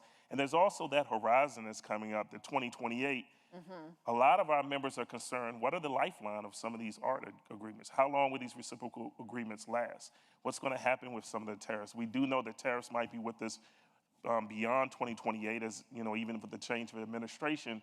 But a lot of our members it's that uncertainty, that 2-year window, that they're unsure of how to move forward and what investment decisions to make. Yeah. I hear that loud and clear about wanting that certainty, because it's hard to allocate capital and make, as you said, business decisions without that certainty.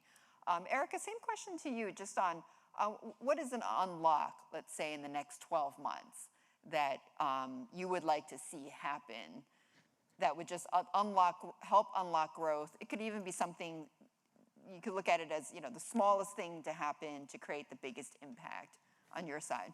I think some of those wins have already been had with the One Big Beautiful Bill, particularly permanence for bonus depreciation, 100% expensing for short-lived assets, R&D expensing, because it gets at that stability question.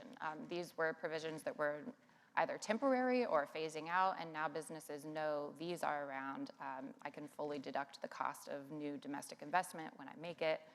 That lowers the cost of capital, and that should really start to take effect, because it does take businesses time to plan, to permit, to place those in service, and then even more time for those to start affecting productivity. So I think the certainty from the bill has unlocked that potential. The headwind against that, of course, is the uncertainty on the trade policy front, because at the same time you have this decrease in the cost of capital from changes in the bill, you have an increase in the cost of capital by applying tariffs to business inputs.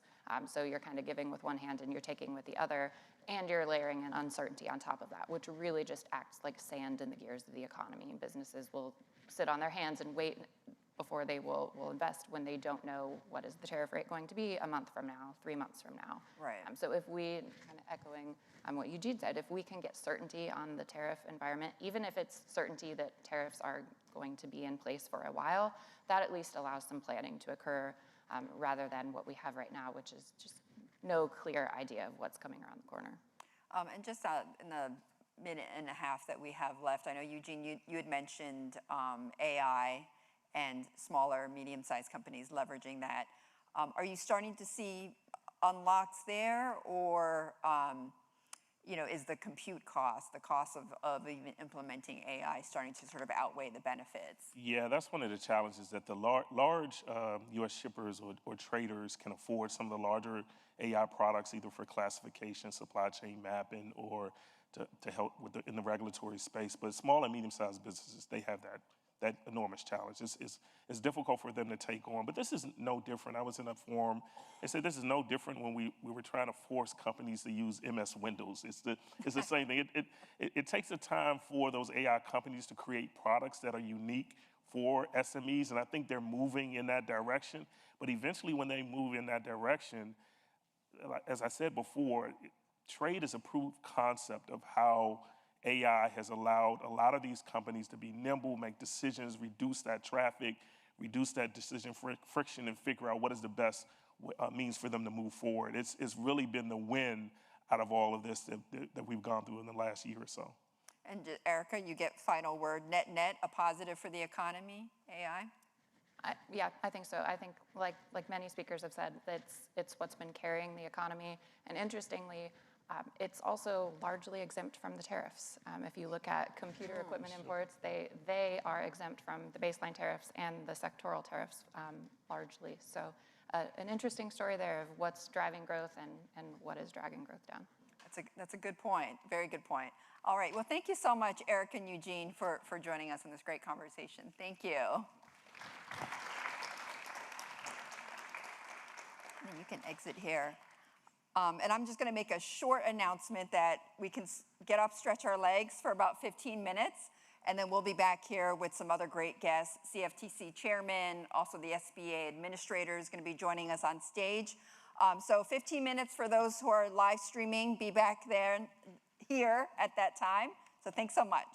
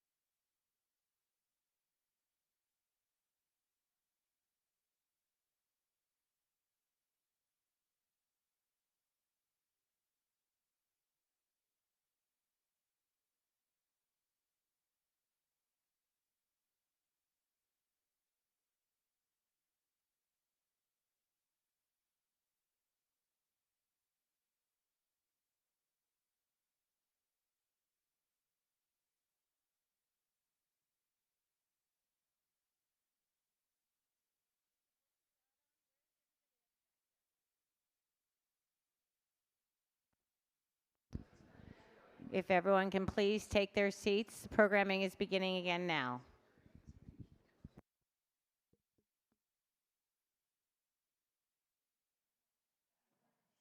Okay, welcome back, everyone. I hope everyone got a chance to stretch their legs, grab a snack, grab some coffee. We have another great back half of the program for you, and we're going to start off with a very special guest. She's the CEO of Siemens US, and earlier this morning we were talking about how do business leaders think about allocating capital.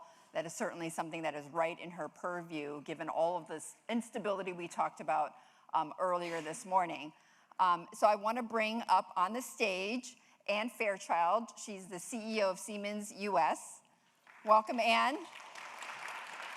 Thank you. Good to be with you. Great to have you.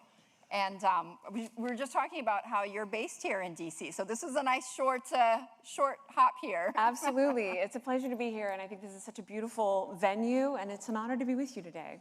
Well, thank you for joining us. And you know, I know that Siemens recently reached a milestone here in the U.S., investing $1 billion in domestic manufacturing over the past 5 years. And so I wanted to ask you a little bit about, bouncing off of that milestone, how you think about allocating capital going forward. Because earlier this morning, we had several Congress people on talking about, we had Peter Navarro on as well, talking about tariffs, and also border protections and tax policies. That's a lot for a CEO to handle these days. So I'm curious how you're thinking about allocating capital going forward, given this environment. Yeah, I mean, it's a challenging environment for sure, but I think we've really reached a significant milestone for Siemens. And when we look at where we are in the U.S. market, Siemens is a very large, multinational global company, but the United States is our largest market. We have over 50,000 employees here in the United States, 25 manufacturing sites, over 16,000 suppliers across the United States.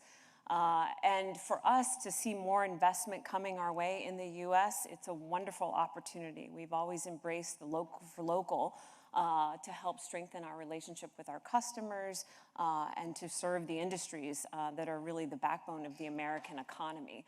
The milestone that you referenced is something we're very proud of. Over the last 5 years, we've invested $1 billion in new U.S. manufacturing, and those sites span across the United States.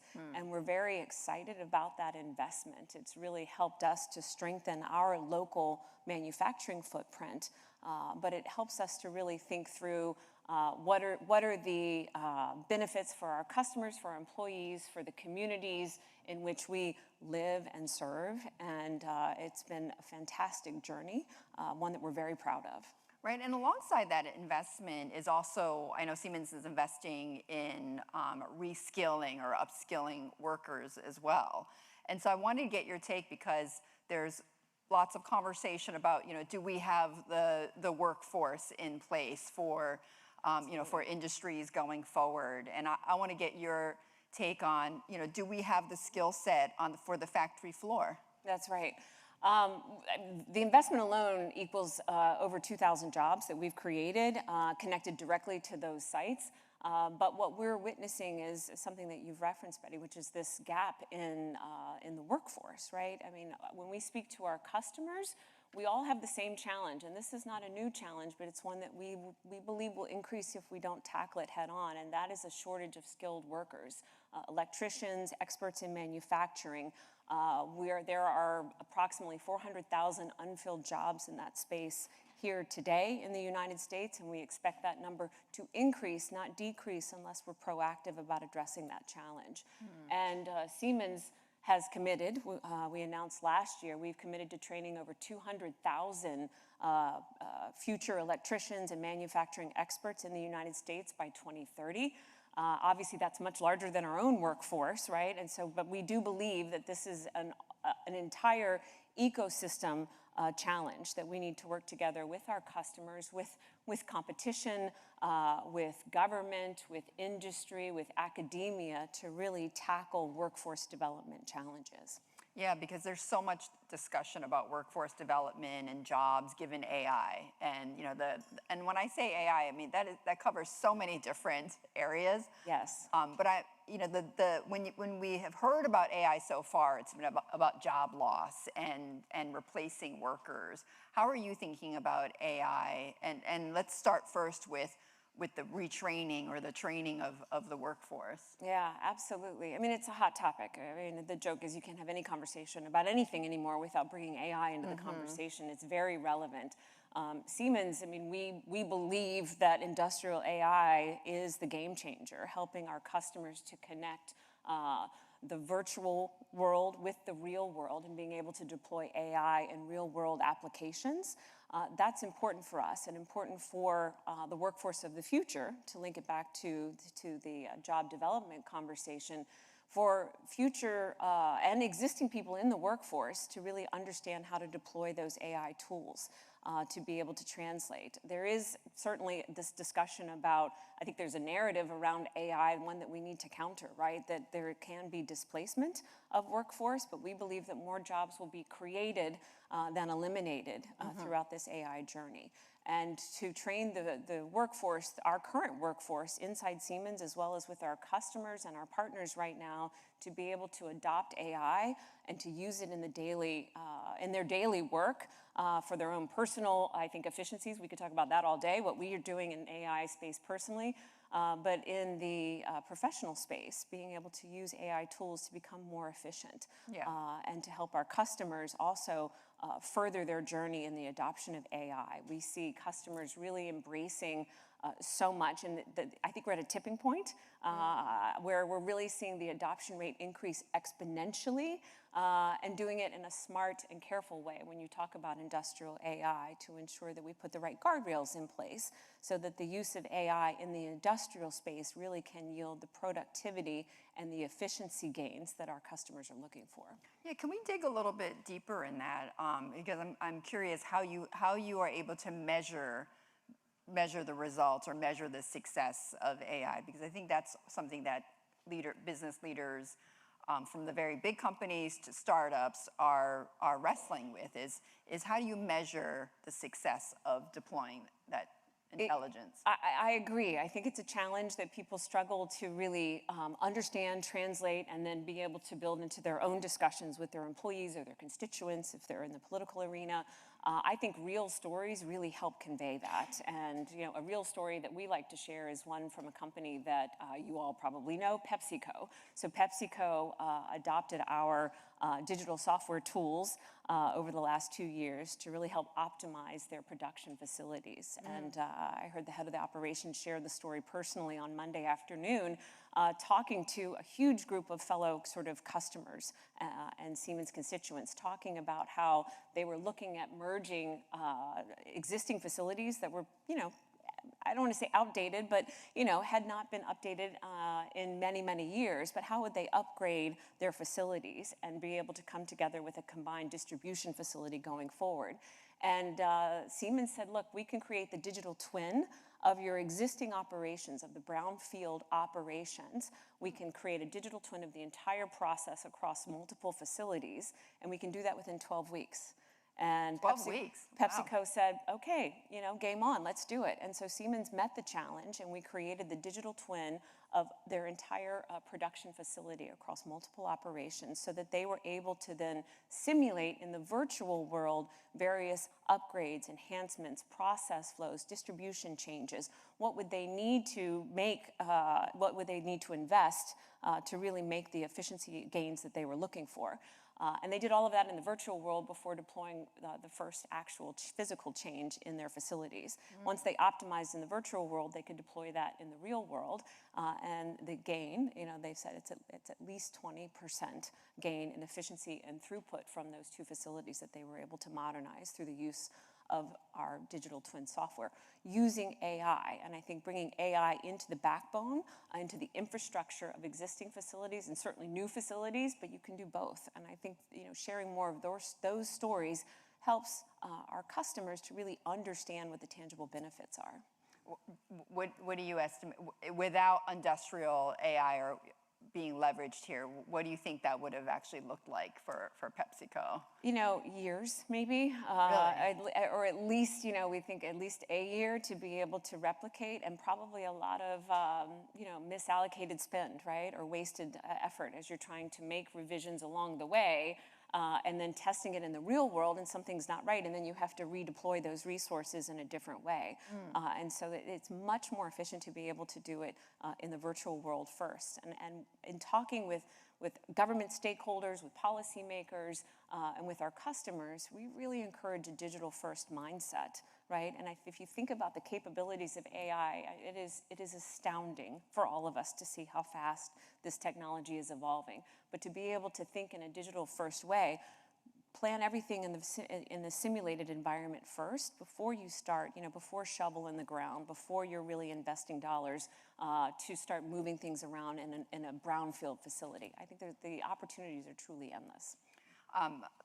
Some of the conversation this morning was also about how, you know, countries that we were once friends with or that we, you know, did not have issues with now, you know, Canada, Mexico, or whoever, you know, now we're in intense trade negotiations with them or retaliating, you know, against some of their policies.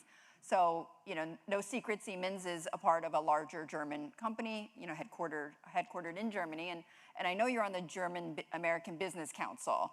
You're a board member there. So I'm curious how you wear both hats, right? And what you advocate for, because you're, you know, clearly investing in the US, you're a huge US employer, and you also have a parent company in Germany, and our relationship with Europe has been pretty rocky over the last, you know, 12 months or so, or longer. So how do you navigate? I'm curious, you know, as you are wearing both hats, what are you advocating for? You know, transatlantic relations is so important to us, and I'm sure to all of you watching this conversation. I mean, for us, it's important that dialogues continue and that we have open and fair trade across, and to be able to find the right balance between policy that is in the national interest, but also, you know, doesn't hinder innovation across borders. We can't do it alone, right? And so being able to share best practices between our German headquarters and the United States is something that we continue to do, and to learn from our experiences around the world.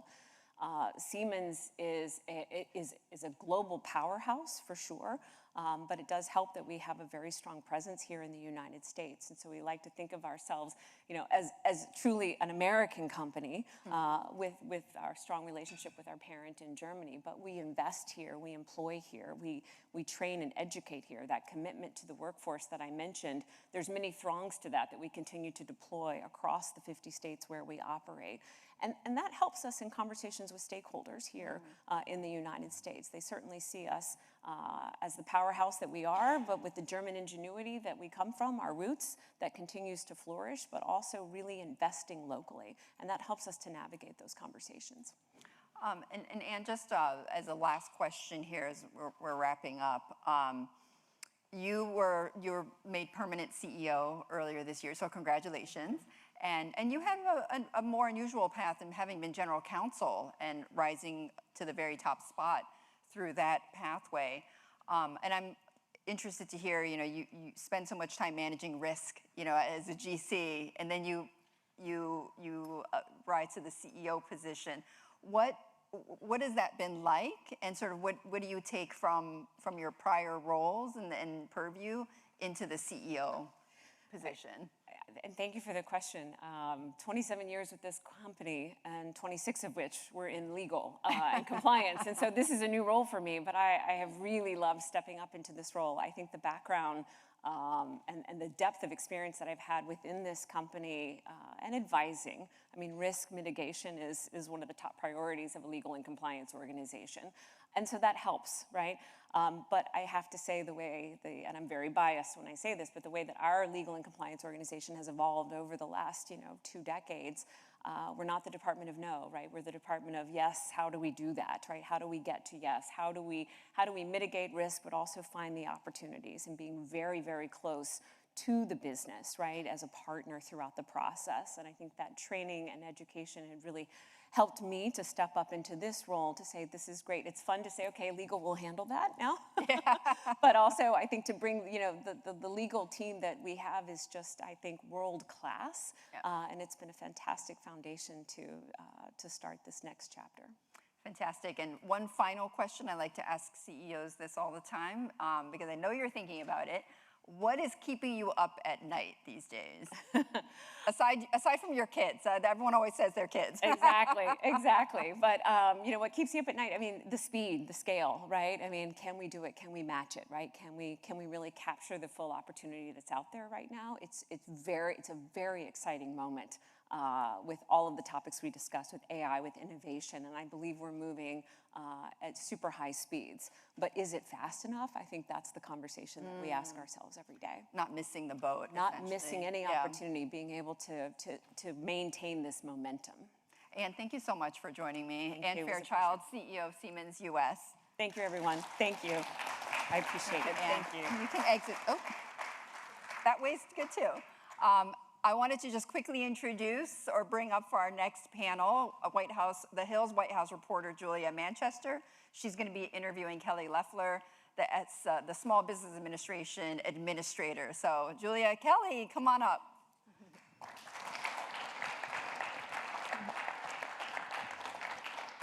Thank you, Betty, for the introduction, and thank you all for coming here today and watching our summit. And Administrator, welcome. Thanks so much for joining us today. Thank you. You know, obviously the economy, I think, and Peter Navarro talked about this in his segment earlier, the economy is in an interesting place right now. We're seeing gas prices are high, inflation's high.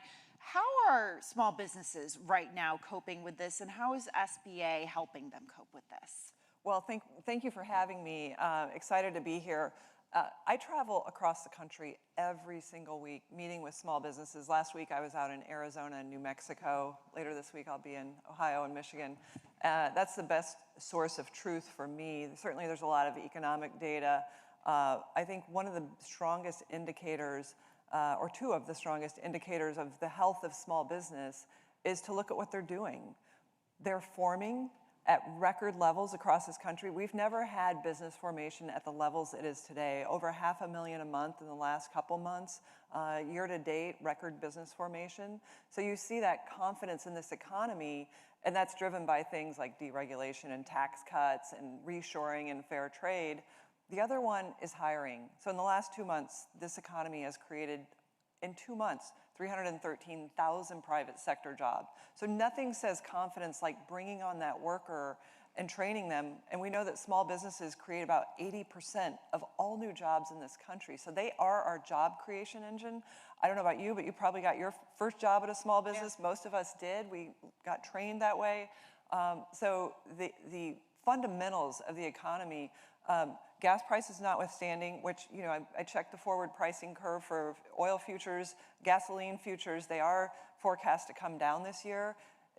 This is a moment in which small businesses rise to the challenge. Small businesses deal with greater uncertainty than big businesses, and they manage through it from year to year, and they look long term. And now they can, because of the working family tax cuts, making sure that they have certainty on their tax rates and making them more confident to invest in the future with 100% expensing and things that are really rocket fuel for their growth. You mentioned you've been traveling to meet with small business owners in states across the country.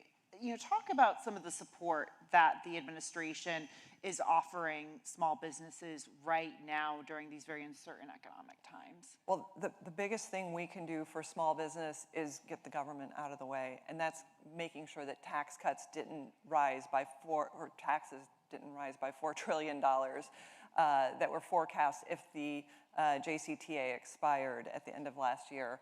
It's things like taking a bite out of the $5 trillion of regulation that was passed under the Biden administration.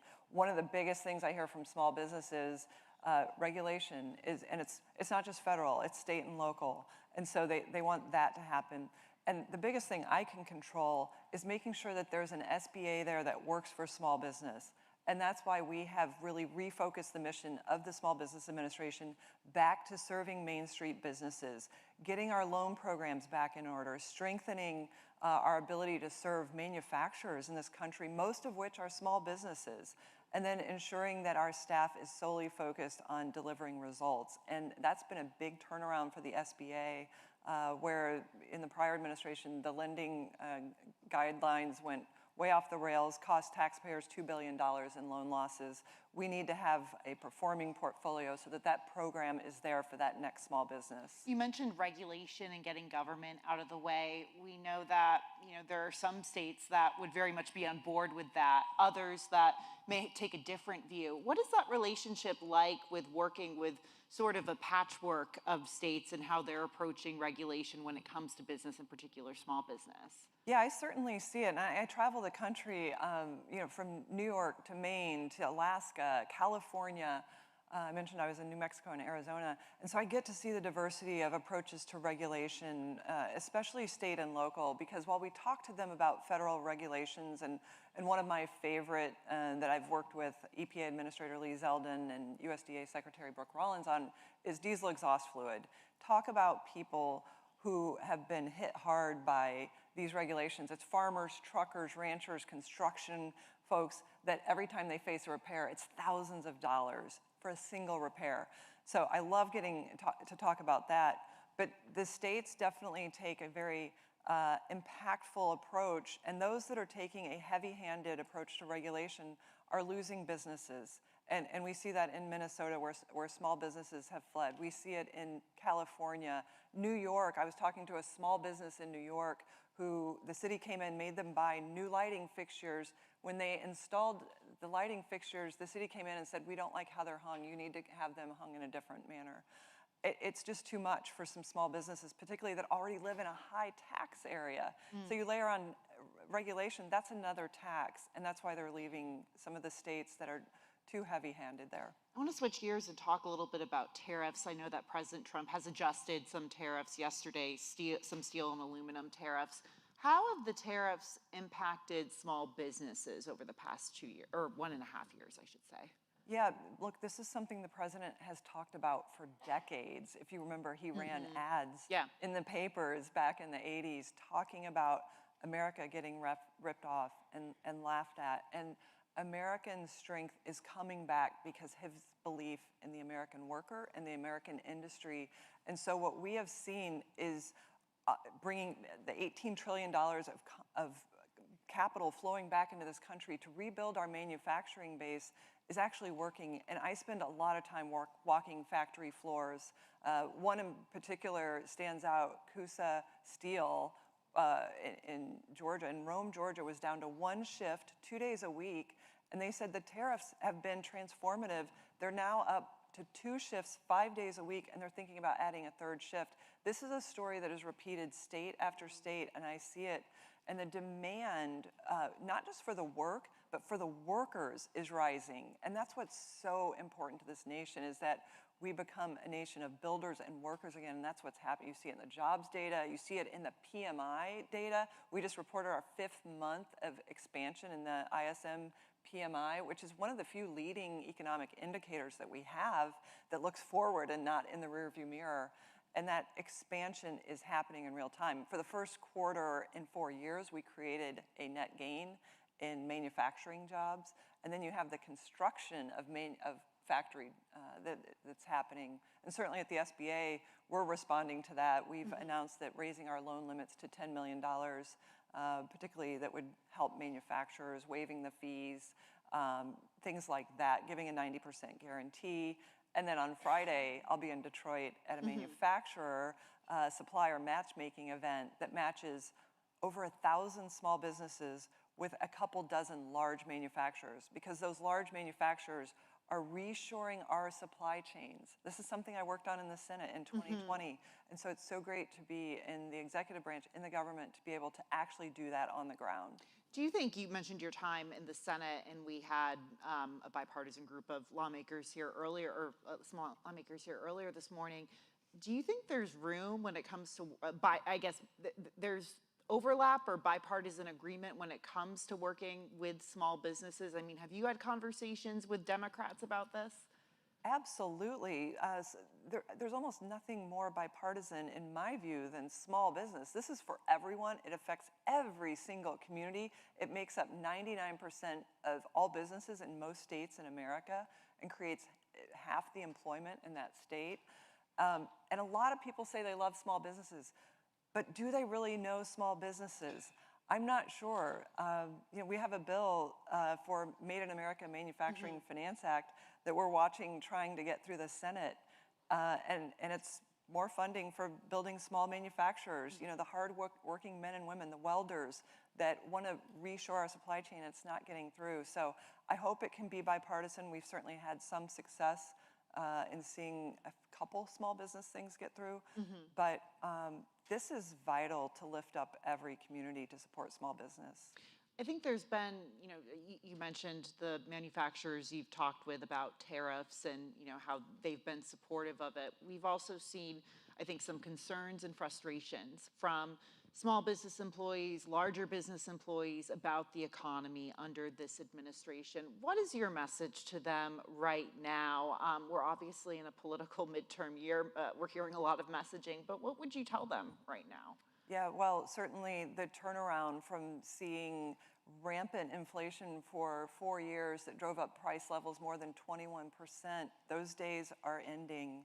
And certainly it takes time to come back from that. But you see it in the form of tax cuts. Now, every single Democrat voted against the working family tax cuts that 60 million Americans benefited from, one of the 4 key no tax on tips, overtime, Social Security, or new automobile purchases. And particularly you think about overtime, 25 million Americans were able to put in more overtime. And small businesses, whose one of their top 3 concerns is there's not enough workers to hire, so they get more work. So between job creation, inflation leveling out, core inflation 2.8% right now, and in a deregulatory environment, it's a very different situation than we faced 4 years when we were faced with an onslaught of Green New Deal regulations that drove up the cost of housing 20%, that really froze our energy dominance in its track. Now we're a net exporter of energy. And so these are the foundations of having a strong industrial base: energy dominance, low taxes, low regulation, and fair trade. And these 4 tent poles are going to build, is what the economy is going to be built on. For the next 250 years, if you think about what we're doing here today, this is the most transformative economic agenda that we have had really in a modern presidency. I want to talk about maybe a news of the week topic. President Trump signed an AI legislation, looking at regulation into law yesterday. I know that there's a lot of questions in the business community about how AI is going to impact employees, impact their work going forward. How is SBA preparing or helping small businesses navigate the world of AI? It's a great question. I talk to small businesses about AI in most conversations. And when I ask if they're using it, most say, of course I am, and here's how it's helping me. A few will say, not yet, I'd love to learn more. That's where we'd like to be helpful, particularly since 60% of SBA loans go to businesses with fewer than 6 employees. That said, AI is going to fuel the next round of entrepreneurship. You'll see solopreneurship come up because AI will help efficiently cover some of the functions that maybe you would have needed 2 or 3 people to do. I've built a small business. I know that you need legal help, you need marketing, you need human resources, insurance, expertise. This can help you get off the ground that much faster. It may have a lot to do with what's going on with our business formation now.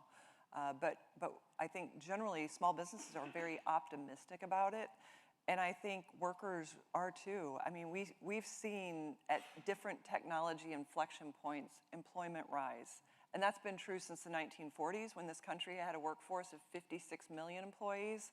Through to the dot-com boom, through that, employment rose dramatically. And even to today with 170 million workers employed. So you take it from low compute capacity at 56 million in the 40s to high compute and rising, all-time record employment today.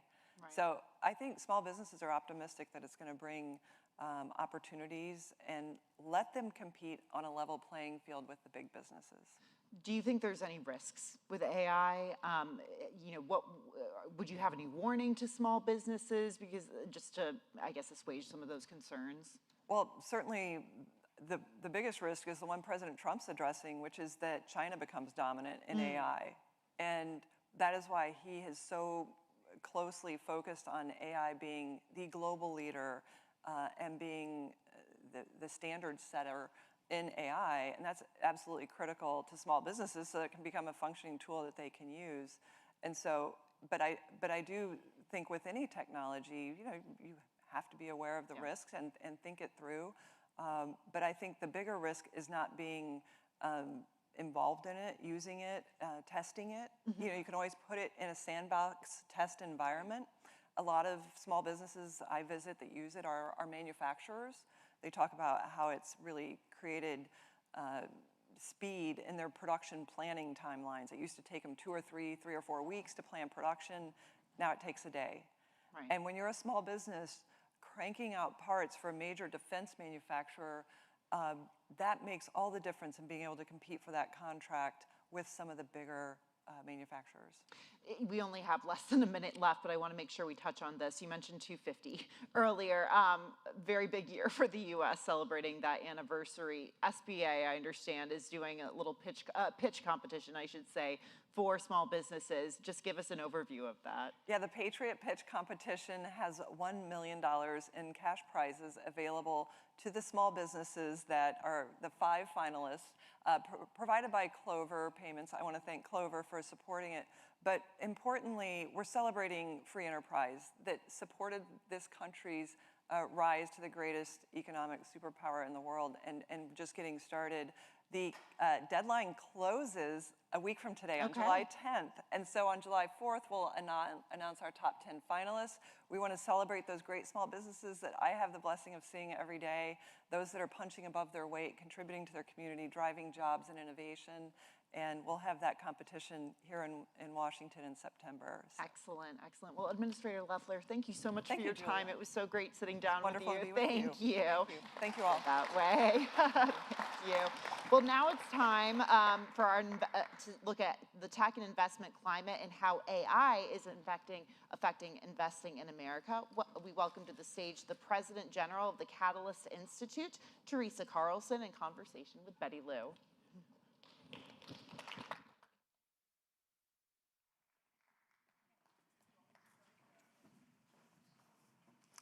Thank you so much. That was a terrific conversation, and I'm excited to bring on Teresa Carlson onto the stage. She's the founding CEO of General Catalyst Institute, and you're also on the operating committee of General Catalyst, and I've had a stellar career in technology, and I just wanted to bounce off of, or play off of the conversation we just heard from Administrator Loeffler about small businesses, and something she said about solopreneurs leveraging AI, and I'm curious to hear your view. Is it before long we're going to start to see solopreneurs creating billion-dollar unicorn companies? Are we not far off from that?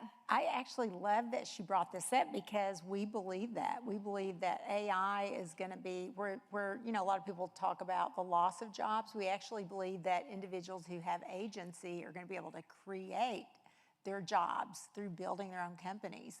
Because if you, how many of you are using Claude code or some type of code in here? Are you guys using it? Well, you don't need There's got to be PhD. more. I'm kind of surprised because even I'm doing it. But you don't need like a computer science degree or a PhD degree. It really is quite phenomenal what you can do with the technology today. So I agree with her completely. It's just we're not really talking about that too much. I think everybody's kind of focused on the negative side constantly on AI. It's just saying, well, okay, it's here. How do we take advantage of it? And how do we make sure individuals across America can take advantage of it? Yeah, and I want to get deeper into the AI conversation, but I also wanted to, which is adjacent to this, which is something that you've been focused on, national resilience or global resilience companies, deep tech companies, more capital intensive, cybersecurity, defense. This is your area of focus now, so give us a little sense of why investors should be really looking at that, looking at this space. Well, for one second, I'll back up and say that General Catalyst Institute, we're part of General Catalyst. We're one of the largest venture capital firms in the world. We both invest globally and in these areas that you talk about. So things around global or national resilience, financial services, healthcare, defense, intel, manufacturing, energy. So these are the things that we believe, to your point, are the backbone. And they are now something that's very different. Venture capital has been known more to invest in. It's a longer term to get to the payoff because you invest in companies very early. You can invest in them very early, but you're generally investing a lot. It's been a lot of software. But now what's changed is because of artificial intelligence, you need to invest across the entire supply chain. To your point on artificial intelligence, everything from things like critical minerals to building manufacturing plants for things like wire harnessing and welding.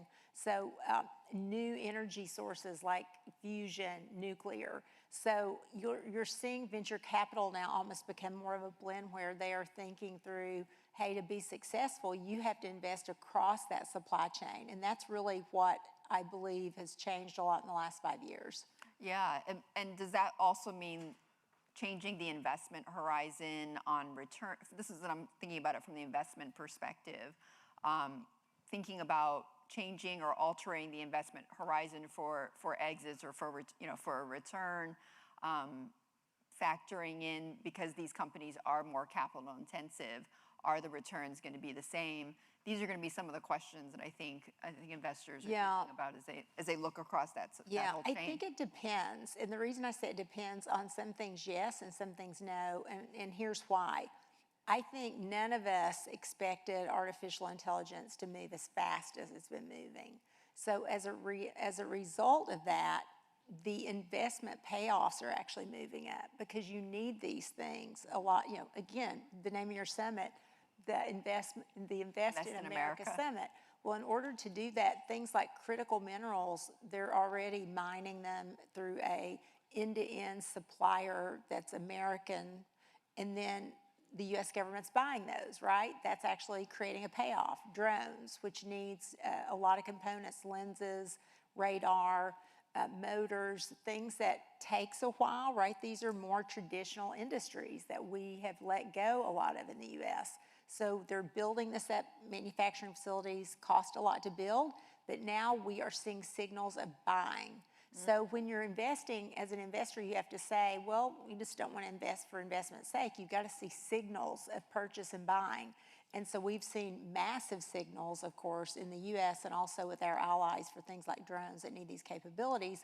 And now you're moving that out to the commercial industry, who's going to have to use drone to protect a counter attack, as an example. So that's the reason I say yes and no. Some things like fusion, you got to invest way ahead, but we're going to need fusion. So we are very bullish. We have a company we invested called Pacific Fusion. They're doing great already. I mean, they've gotten the support of the U.S. government and commercial industry. So we're seeing these things just move along a lot faster than we would have before. So it's kind of a mix. It's a mix. It's a mix. Faster than you would have expected it, I guess, as you're seeing the payoff now. Now, you help bridge Silicon Valley with DC. Yes. And I'm curious how the conversations have changed, are changing.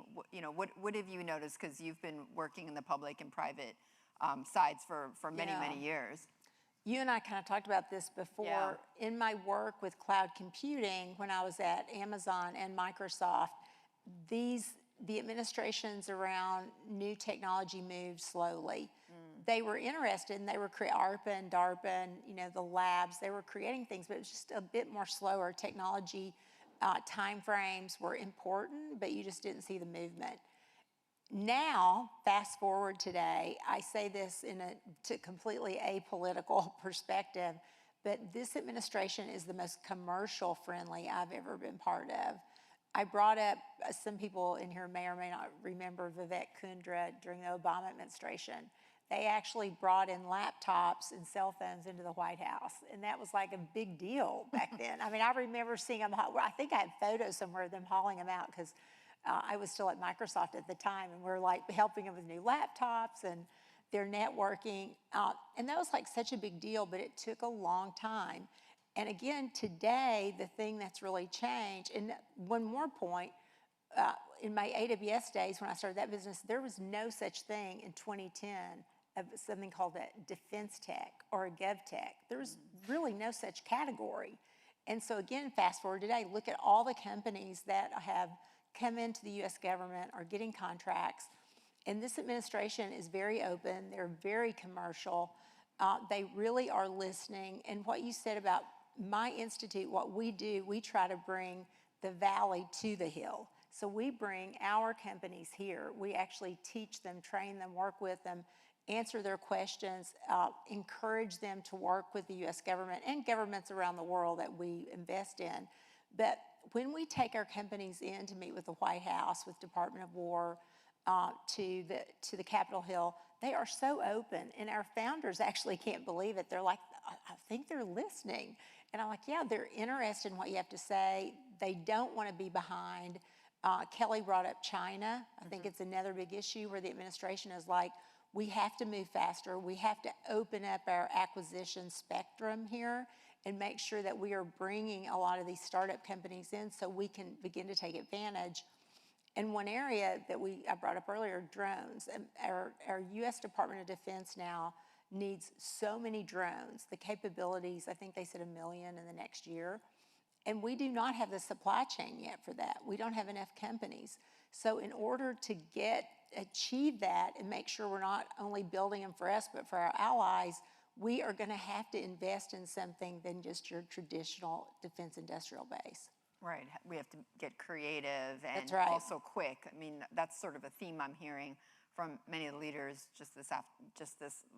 late in the morning here about, not missing out. And we heard Anne Fairchild say, like, that's what's keeping her up at night, just making sure she's moving fast enough. It's a sense of urgency, to your point, and it's not a made-up sense of urgency. This is, you all probably saw just in the last 2 days, the fighting kept going in Kuwait and Bahrain and other parts of the Middle East where there was targets and bombings on the airport.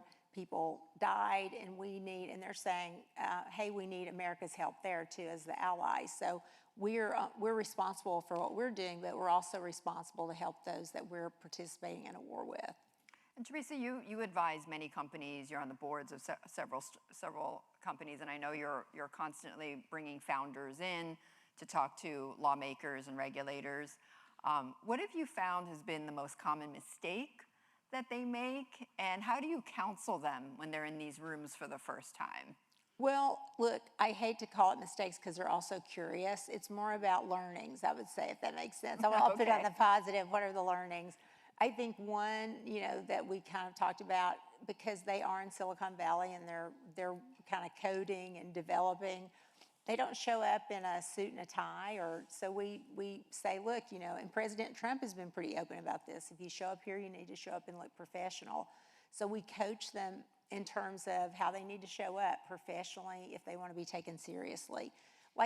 There is sometimes, I think, an expectation, you're in tech, you're kind of cool, but in this city, as long as I've been here, the expectation is still to show up, and especially if it's your first time here, to be very professional. And then we coach them on how they tell their story differently to a lawmaker than they would tell it to an investor that they're trying to raise money from.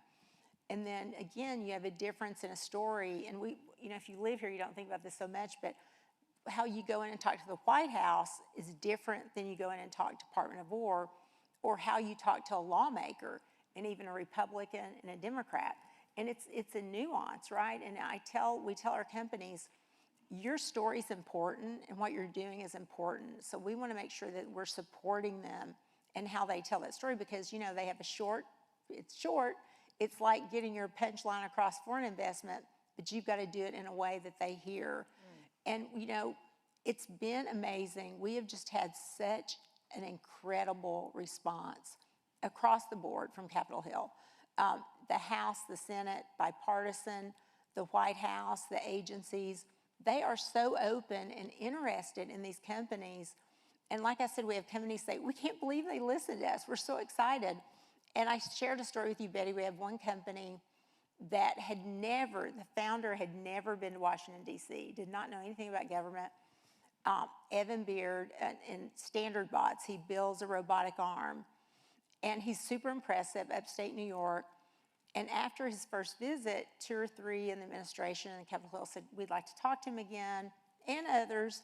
They invited him to testify on the Hill. He has now testified twice on the Hill.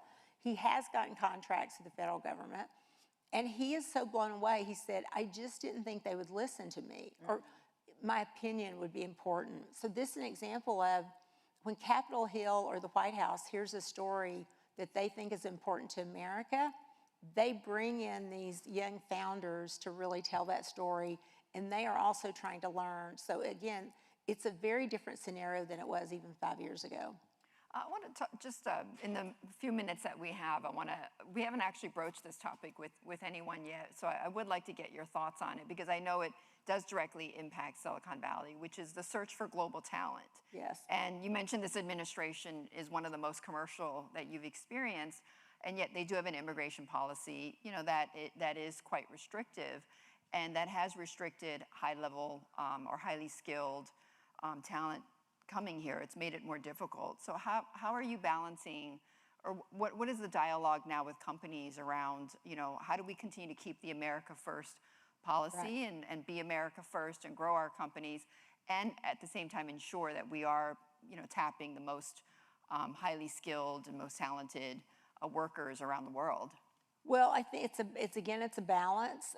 We haven't seen that yet to be a huge problem with our companies, because again, they're smaller. As they grow, it becomes a problem, and we do coach them a lot that if they have to use, you know, outside the U.S. talent, they have to also make sure that their employees that they're trying to hire can get a green card, they can get a visa, that they, especially if you're working in U.S. government, you know, you may have to be a U.S. citizen, right? There's some, as we know, in classified circumstances and clearances, you can't even do work in the U.S. government. So in the world that we talk about here in this town, a lot of times they really do have to be a U.S. citizen for a lot of the work. But when they're early and they're developing their technology, we do try to counsel them that, look, if you're looking for talent, you've got to just make sure if you need them in America, that they can actually be in America, especially when it comes to visas, that they can get a renewal, because some are in college or university and they may have to go back home. So look, it's tricky. I will say, just on another point of this, and I dealt with this myself a lot when I was at Amazon and cloud computing. We actually found the talent, we had to retrain talent when they came out of university. They really were not learning the skills they needed even in cloud computing. So you're seeing a change where I think at the university and below level, a lot of this talent's training themselves. I mean, they're going online, they're learning, they're working back to that young entrepreneur where they're just learning AI skills on their own. So look, universities are gonna have to step up. They've got to change curriculum, they've got to be modern in what's happening, and they have to be iterative, because it's not just gonna be one and done now. They have to really keep up at where the technology is and where it's going, and not teach the same thing over and over if it's not evolving. Right. And Teresa, just final question, and it's kind of a two-parter. What are you most optimistic about, and what keeps you up at night? You know, I am optimistic. I am very optimistic about artificial intelligence in terms of what it's going to be able to do for us. I think about healthcare. I was just talking to one of our founders about precision medicine for cancer the other day. And it is really unbelievable just in our mind what it's done for cancer treatment and cures. And the fact that we're really going to be able to take our DNA, look at it and say, this drug will work, this drug won't, really true precision medicine to cure these, not just stop them, even cure them. And so I'm so optimistic about what AI can actually do. The thing that keeps me up at night is that America is so skeptical about AI right now. And we tell the stories that are the more negative. If you look across, remember Skynet, Arnold Schwarzenegger? I mean, like, everybody thinks they started with Skynet and AI being negative, and we continue to proliferate a lot of the negativeness about AI and what it's not doing. or the bad of it. And I think that this is an onus on the US government, on the individuals, the companies, corporations, universities to change this. Like, we cannot, because what America thinks and cares about is really important. Every single citizen matters. I'm from rural America, and you're not gonna go to rural America, where I'm from in Kentucky, and train and teach them about AI like you do in this city, which is highly sophisticated, highly educated, the most educated city in the world. And in fact, Anthropic just came out with a survey that says Washington, D.C. is using AI more than any other city in the world. I don't know if you've seen this. Oh, right, wow. Yeah, so I mean, we are a highly sophisticated city in our uses of this technology. So we have to be thoughtful about meeting our citizens where they are. Our lawmakers have to get busy understanding and telling the positive story and begin to plan for their city, their counties, their local government. How is AI gonna help support what we're doing? Yeah. Not just take it backwards. So when I worry, those are the things I'm like, how do we make it better? What do we do, you know, Betty, to move this forward and not just continue to proliferate all the negative? Right, all the downsides Yes. of it.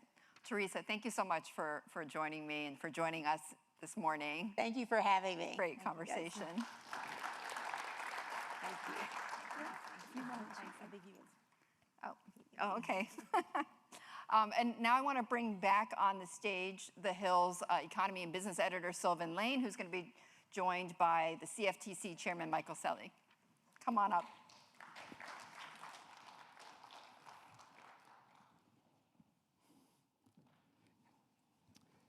Thank you so much, Betty.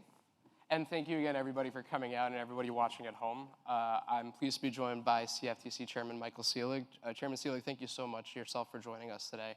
Obviously, your commission is up to a lot of interesting work, oversees a lot of interesting parts of the financial system, but I think one of the most interesting and controversial ones is the prediction market universe. We've seen platforms like Kalshi and Polymarket really become bigger, more prominent parts of the investing in online finance space. And I know one of your big focuses at the CFTC is making sure that your commission is the one setting the rules of the country for this. Can you talk to me a little bit about, first and foremost, what these prediction market platforms offer in terms of promise to average American citizens? Absolutely. The prediction markets are a really exciting and new piece of our derivatives markets. And they're not super new, as they've been around since the 90s, but they've really become more prominent in the past several years. And part of that actually was as a result of some litigation. So under the prior administration, Kalshi, one of the participants you mentioned, sued the CFTC, my agency, under the Biden administration, and won in a lawsuit to have the ability to offer political prediction market contracts on a registered exchange. And in the 90s, we saw these contracts on exchanges where they were focused on nonprofit academic endeavors, very low amounts. I think you could bet maybe a couple $100s, but these types of derivatives contracts have been around for a really long time. And even if you go back to the turn of the century, betting markets, the kind of these bucket shops where people were placing money with a bookie to predict the outcome of different types of events, like political events, have been around for a long time. Regulated markets are important. The CFTC's role is to promote responsible innovation, also to promote fair competition. And we are a markets regulator. So prediction markets, as the name suggests, do allow for people to predict all sorts of outcomes, whether it's politics, sports, and that data is very valuable, right? So that data is being used by news media, by sports media sources, by actual analysts throughout the world, as well as the markets themselves. So a lot of price indicators from the prediction markets are then used to develop trading strategies or to price certain different types of indices and assets. So I think this is very valuable for society. It also is a check on the mainstream media. We saw, for example, at the polling in the 2024 election, Kamala Harris in a landslide per the Iowa polling. But in fact, the prediction markets were spot on. It was a landslide for President Trump. And so it's important to have these checks. I think it's a valuable thing when people place money and put money at risk. They're going to have that kind of almost spam filter, if people are placing money in their prediction as opposed to who's answering the polls, who's actually providing information for a news story. So that's a valuable aspect of it. But I think what's really important is that these are markets, as the name suggests, right? So you've got the prediction piece, you've also got the markets piece, and they have an order book, they have a clearinghouse, they have market rules and requirements. The contracts that are listed can't be readily susceptible to manipulation. We, as a markets regulator, enforce against insider trading, fraud, which I'm happy to get into as well. We've got a number of cases in the courts and pending. So it's really important to have that integrity, have that market protection. When you go to a casino or a sports book, you can place a bet for entertainment, but you don't have the markets piece, so you can't rely on that information that's generated, and you also can't rely on the fact that you're getting a fair price. Certainly, and to your point, a lot of the focus and energy around prediction markets has been in the realm of sports. I know the CFTC has been involved in some partnerships with some, with at least the MLB, but with that in mind, there have been a few states, Utah comes to mind, that have taken action to ban or limit or regulate prediction markets in their own state. In the case of Utah, as you well know, Governor Cox made it clear that he felt that prediction markets, particularly the sports side of it, fit more in the bucket of traditional sports books, and in Utah, betting is banned in their constitution. I understand there's active litigation that you might not be able to comment on, but on a broader level, why is it not desirable for states like Utah to just be able to be like, look, this is new, we're not sure about it, let's put these rules on right now because we feel like this fits the needs of our states and our citizens? At the turn of the century, we saw betting in grain as a national pastime. And we had these bucket shops at the street corner where you could place money with a bookie to bet on the price of corn or wheat or whatever else. And then we saw regulated futures exchanges crop up. Initially, this was with the state regulation of various exchanges. For example, in the state of Illinois, we had the Chicago exchanges that are still around today crop up. And then we got a federal regime in the 30s for futures markets, for derivatives markets, and that has grown and expanded over the years. The CFTC was formed, my agency, in the 70s to oversee these markets under a federal regulatory scheme. The definitions in our statute are very broad. So the term commodity, you might think grain, wheat, corn, agricultural products, but in fact we have all sorts of financial products, all sorts of commodities, things like metals. We've also got prediction markets, so event contracts as they're called. These types of events, whether it's an event on sports or politics or really anything else, culture, our statute only excludes from that definition of commodity onions and motion picture box office receipts. So it's very limited in terms of what's excluded. We are a regulator that is designed to oversee these comprehensively, exclusively, and our statute's very clear about that. So when states develop these gaming regimes, that works really well for the bookies, for the sports books, for the casinos, but they don't have market regulation. That's not what was intended here. If you go to our statute, there's a findings and purpose clause that's very clear. We, under the Commerce Clause, are supposed to oversee these because there's a national market for these various products in their futures and in swaps and in other types of derivatives. And so we will continue to enforce that. You mentioned various states that have tried to apply their gambling laws. We saw the Third Circuit shut that down. We expect to see other courts shut that down because the text of the statute is very clear and we're operating in the black letter law. Certainly, and when it comes to the way that your commission wants to take a look at prediction markets too, has there been any talk or consideration about markets that maybe shouldn't exist? Things that maybe it's not appropriate for people to be betting money on, whether, there was discussion around that regarding some of the bets made regarding the military operation in Venezuela. There's been concerns about so-called death markets. Is there basically, are there any markets, or is there a market that the CFTC might look at and be like, yeah, maybe this shouldn't exist? Our statute provides the agency with the authority to, in its discretion, prohibit trading in contracts involving war, terrorism, assassination, and gaming, which is an undefined term. So we have that discretion, right? We have not allowed a single contract on any U.S. exchange involving war, terrorism, or assassination. We do not comprehensively regulate foreign exchanges. So just like we don't regulate food safety standards in Mexico, we don't go into the European Union and tell exchanges they can't offer certain contracts, but they're not they're not permitted to offer those into the United States. we do enforce that, and we've been a cop on the beat there. You mentioned the military operation that occurred on an offshore exchange, involved a U.S. person, and we've taken action there, and we'll continue to do so. Certainly, and looking a little bit beyond the prediction market sphere, obviously the CFTC has a lot on its plate, but you're currently the only confirmed commissioner. Has that been a challenge for you at all, whether in terms of just logistically getting stuff done, or maybe being, having a little bit more fun, or having more people around the office to bounce ideas off of? We've got a excellent, dedicated career staff at the agency. I work with many of the staff on a day-to-day basis. We have a number of divisions that all perform really important functions.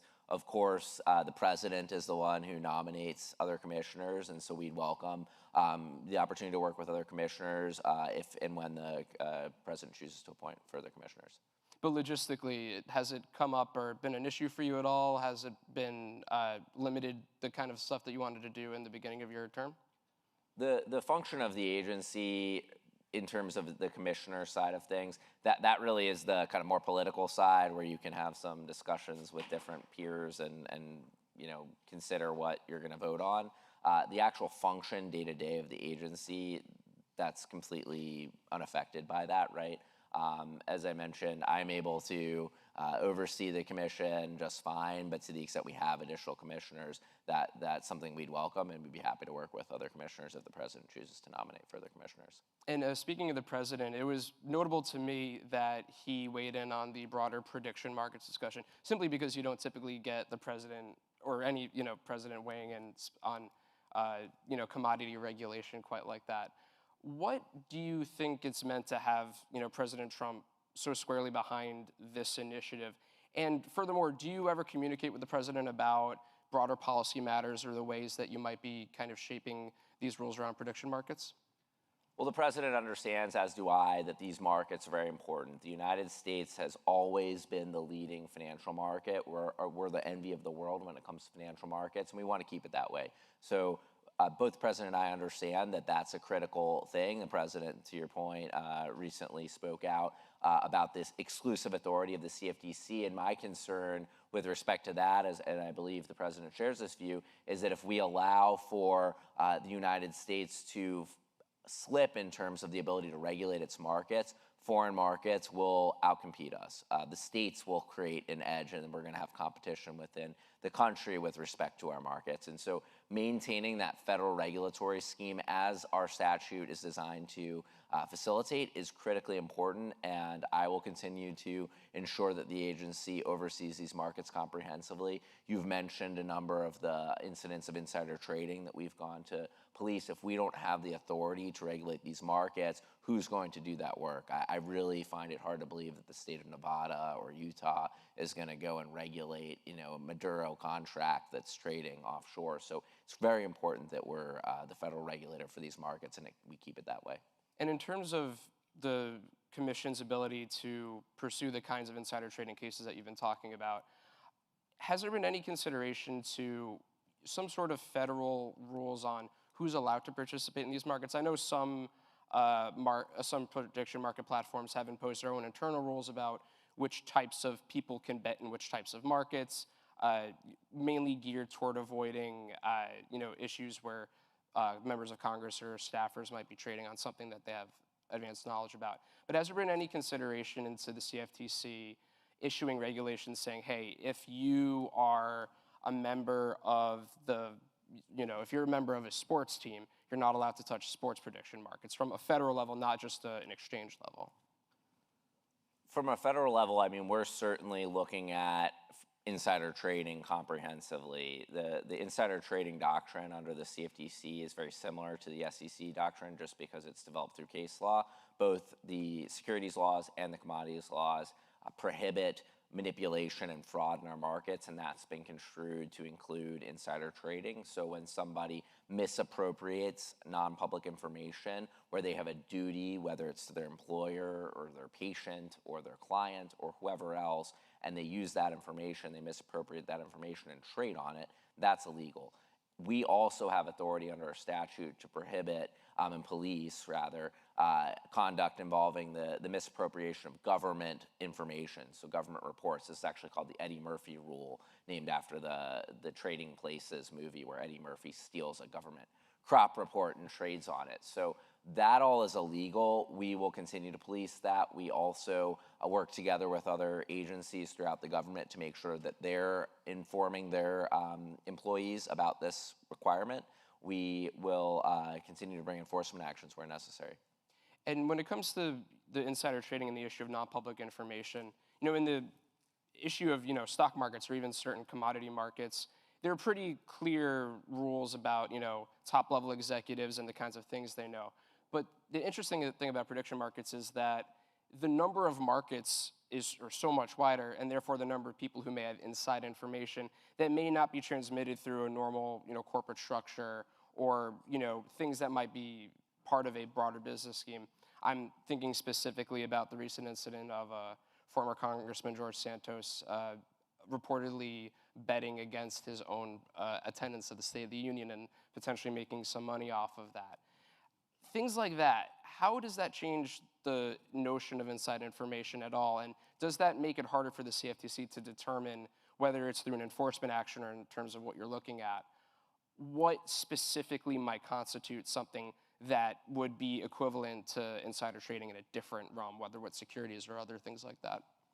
The insider trading doctrine is very flexible and broad. It allows us to bring enforcement actions against anybody who misappropriates non-public information where they have a duty of confidence to their employer, their client, their patient, whoever else. And that is extraordinarily broad, right? I could have somebody who, in the context you bring up, in the political world, I'm not going to speak to any particular investigation or potential investigation, but a campaign manager who knows information about a candidate, they might trade on that information. They have a duty to their employer, the candidate, or the organization that the candidate's involved with, and they're not able to trade on that because they're violating that duty of confidence. If they do, we will find them and we will take action. And we communicate regularly with the exchanges.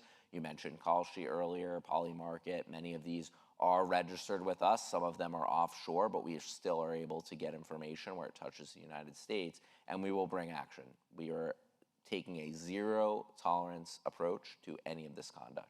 No matter how small or large, we will take action. Well, Chairman Seelig, that's unfortunately all the time we have, but thank you so much for joining us today. This was a really interesting conversation. Great. Thank you. Thanks.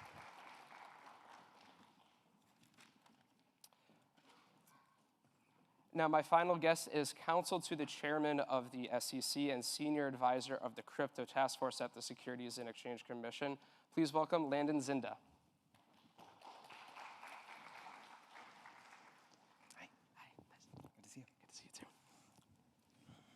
So, Landon, you've spent a long time working in crypto policy in DC, and it has changed a lot since the early days of, I remember my editor asking me to write stories about Bitcoin hitting 10,000 and what that meant for the future of crypto. Over the course of your time in DC, can you talk to me just about how much not only the narrative, but the regulations around crypto have changed? Yeah, so I'm the last person sitting between you and lunch, so I'll be brief. And I work at the Securities and Exchange Commission, so I have to start with a little disclaimer, which is I'm a staffer on the Crypto Task Force. I don't represent the commission. When all three commissioners vote and propose to take an action, that is the commission speaking, and so I'm just here as a staffer of the Crypto Task Force. But yeah, I have worked on crypto policy for close to a decade now. It was an issue that nobody was really paying attention to. I kind of found some interest in it because it was simply just computers connecting to each other and communicating with each other, and the potential for that to be something like the next internet or a network of people freely exchanging value was very interesting and unlike a lot of other financial services issues. So back then it was going in to meet with staffers, going in to meet with members, trying to educate them. I think it still is to some extent. There's a lot of complexity when it comes to crypto. But the rules have remained pretty flexible, and I don't think there's been too much in terms of legislative changes except for the Genius Act, but they're, the laws already contemplated value, money, transmission, so crypto has found its way into that, that mixture of laws and regulations. Certainly, and one of the more interesting, there's obviously been a lot of changes in between the Trump administration and the Biden administration, but one of the biggest ones that we've seen from our perspective on the business and tech side of things is the shift in approach to the cryptocurrency industry at the SEC. Can you talk to me a little bit about the way that the commission, or at least the crypto task force, has been approaching cryptocurrency regulation, and how that might differ from the way it was done prior to you being there and running the show? Yeah, so the crypto task force is about a dozen staff throughout the commission, from different commissioners' offices, from enforcement, from all the different divisions. Myself and actually Chairman Seelig were the only two people that were brought in to be on the task force that were not in the commission when the task force started. We've since hired another chief counsel, Taylor Lindman. But the goal of the task force was really to catch up with regulation, how other agencies had incorporated crypto, figured out how to deal with it. The commission had kind of just blocked off any sort of action, pursued enforcement actions, but never really articulated kind of how you would come in and register, what needs to come in and register, what is a security, what is not a security. And so the goal of the task force was to catch up, try to provide some clarity as to different things in crypto, when they are securities, when they're not. And it goes beyond crypto, I'd say at this point, into tokenized securities. If you were to put a stock on Ethereum and trade it on a decentralized exchange, what are the rules there? How does that work? And that's some of the work that the task force is working on now. Certainly, and speaking of the legislative changes that have been occurring, we've finally got the first big crypto regulation bill signed into law earlier this year in the form of the Genius Act. Can you tell me a little bit about what the commission has been doing to help, kind of prepare for implementing that, and how significant that's going to be in terms of creating the regulatory clarity for crypto that folks have been talking about for almost a decade, if not longer now? For both Genius Act and Clarity? Yeah, let's, well, I accidentally brought up the Clarity Act, didn't I? But speaking of clarity, there's another, the Senate bill, the Clarity Act, that is currently in the works, trying to get through the Senate. The broader landscape of crypto regulation, both that's been enacted and on down the pipe. How are you looking toward, implementing that? And what do you think the impact is going to be on the broader crypto industry? Yeah, you mentioned my history with crypto. I worked in the House for Congressman Tom Emmer for 6 years, worked at the Senate Banking Committee, went off the Hill for about 2 years to work at Coin Center, and then came back to government at the SEC with the task force. And all that time, I was trying to accomplish good crypto policy, like things that made sense. And the Genius Act becoming law is absolutely the biggest policy development in crypto ever. And that was a result of it being nonpartisan. Like, these things, stablecoins being out there traded, run by essentially a company, what rules and regulations should be around that. That's something Republicans and Democrats can come together and say, yeah, there should be some type of regulation around that. The task force, before Genius Act became law, put out the Division of Corporation Finance at the SEC put out a statement saying, generally, stablecoins aren't securities. You're not expecting to make a bunch of money investing in stablecoins. So we had already kind of taken that position. The Genius Act says in law that stablecoins aren't securities, and so a lot of it is pushed outside of the SEC. But there are a lot of rules around, when you trade stocks, how does it work when you trade stocks for USDC or some other stablecoin? There are rules and regulations that we are working on, along with a bunch of other agencies, to implement the Genius Act, and so that's a very complex effort. The Clarity Act has also been 6 to 8 years, if not longer, effort to try to get across the finish line. It also needs to be nonpartisan, and we support it. The commissioners support it, would like to see it get across the finish line. We're eager to implement it. At the same time, I think we do have a lot of exemptive authority to try to tailor our rules towards new technologies, and we have a bunch of registrants from broker-dealers to exchanges, to issuers, to transfer agents, to clearing agencies. This technology allows for the disintermediation of some of those things. So how should our rules appropriately work when maybe you don't need a broker, or you don't need someone else in between you trading your own stock? And with all of that kind of on the back burner, you mentioned that a lot of the laws that have been passed so far, because they pertain to stablecoins, are more in the wheelhouse of the CFTC, which, as we just spoke with Chairman Seelig and you mentioned, he had, experience with you on the crypto task force. When it comes to figuring out how to manage this new regulatory regime, and specifically with the Clarity Act, the efforts to delineate which regulatory agency is responsible for overseeing which part of the crypto system, is it a benefit to have somebody over at the other agency that is, knowledgeable about this stuff? And can you tell me a little bit about how you two have been working together, or the agencies have been working together broadly to try to get this stuff implemented and cleared up? Yeah, it definitely helps to have had a relationship previously prior to the chairman becoming the chairman. He worked with Commissioner Peirce, who's the head of the crypto task force, extensively, and so they have that relationship. He was also in the chairman's office, Chairman Atkins, so he had that relationship as well. And the agencies don't have the greatest history of working together, but in crypto they really have to, and it has been one of the best. There's an initiative called the Harmonization Initiative, which is an initiative between both agencies to try to figure out if how our rules interact. If a registrant is regulated by one, can you have uniform things when they trade futures versus when they trade stocks? And so that has been very beneficial. And the Clarity Act also contemplates something potentially starting out as a security, having to have disclosures, and there being a handoff from the SEC to the CFTC when that thing is a commodity and it trades like every other commodity.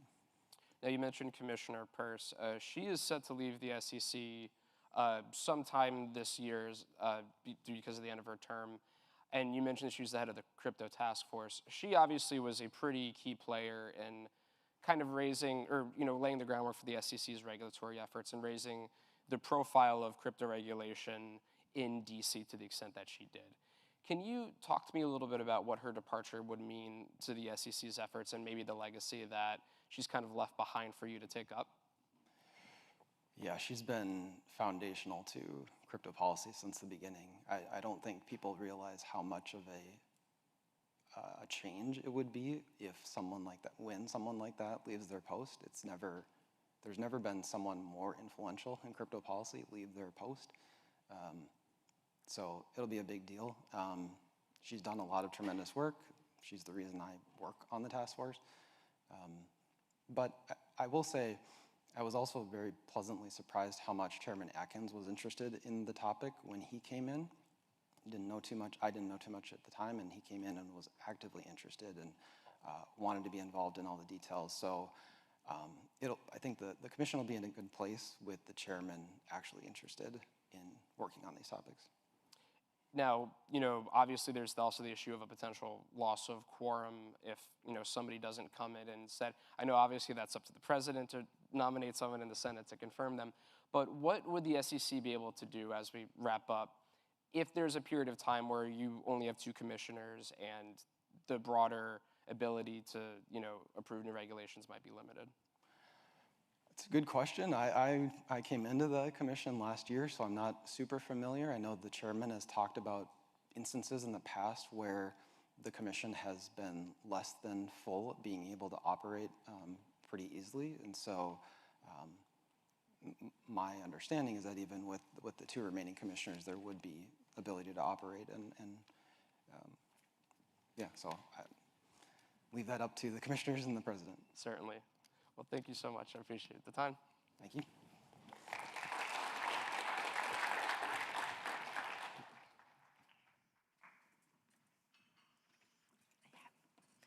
All right, well, we've come to the end of our program. Thank you to Sylvan and to Julia for hosting the conversations today. Thank you to Tokyo Electron for sponsoring this event. And most of all, thank you to all of you for joining us this morning. I hope you found the conversations to be very useful for your own roles. And don't forget to grab lunch on your way out. And I hope everyone has a great rest of the day. Thank you.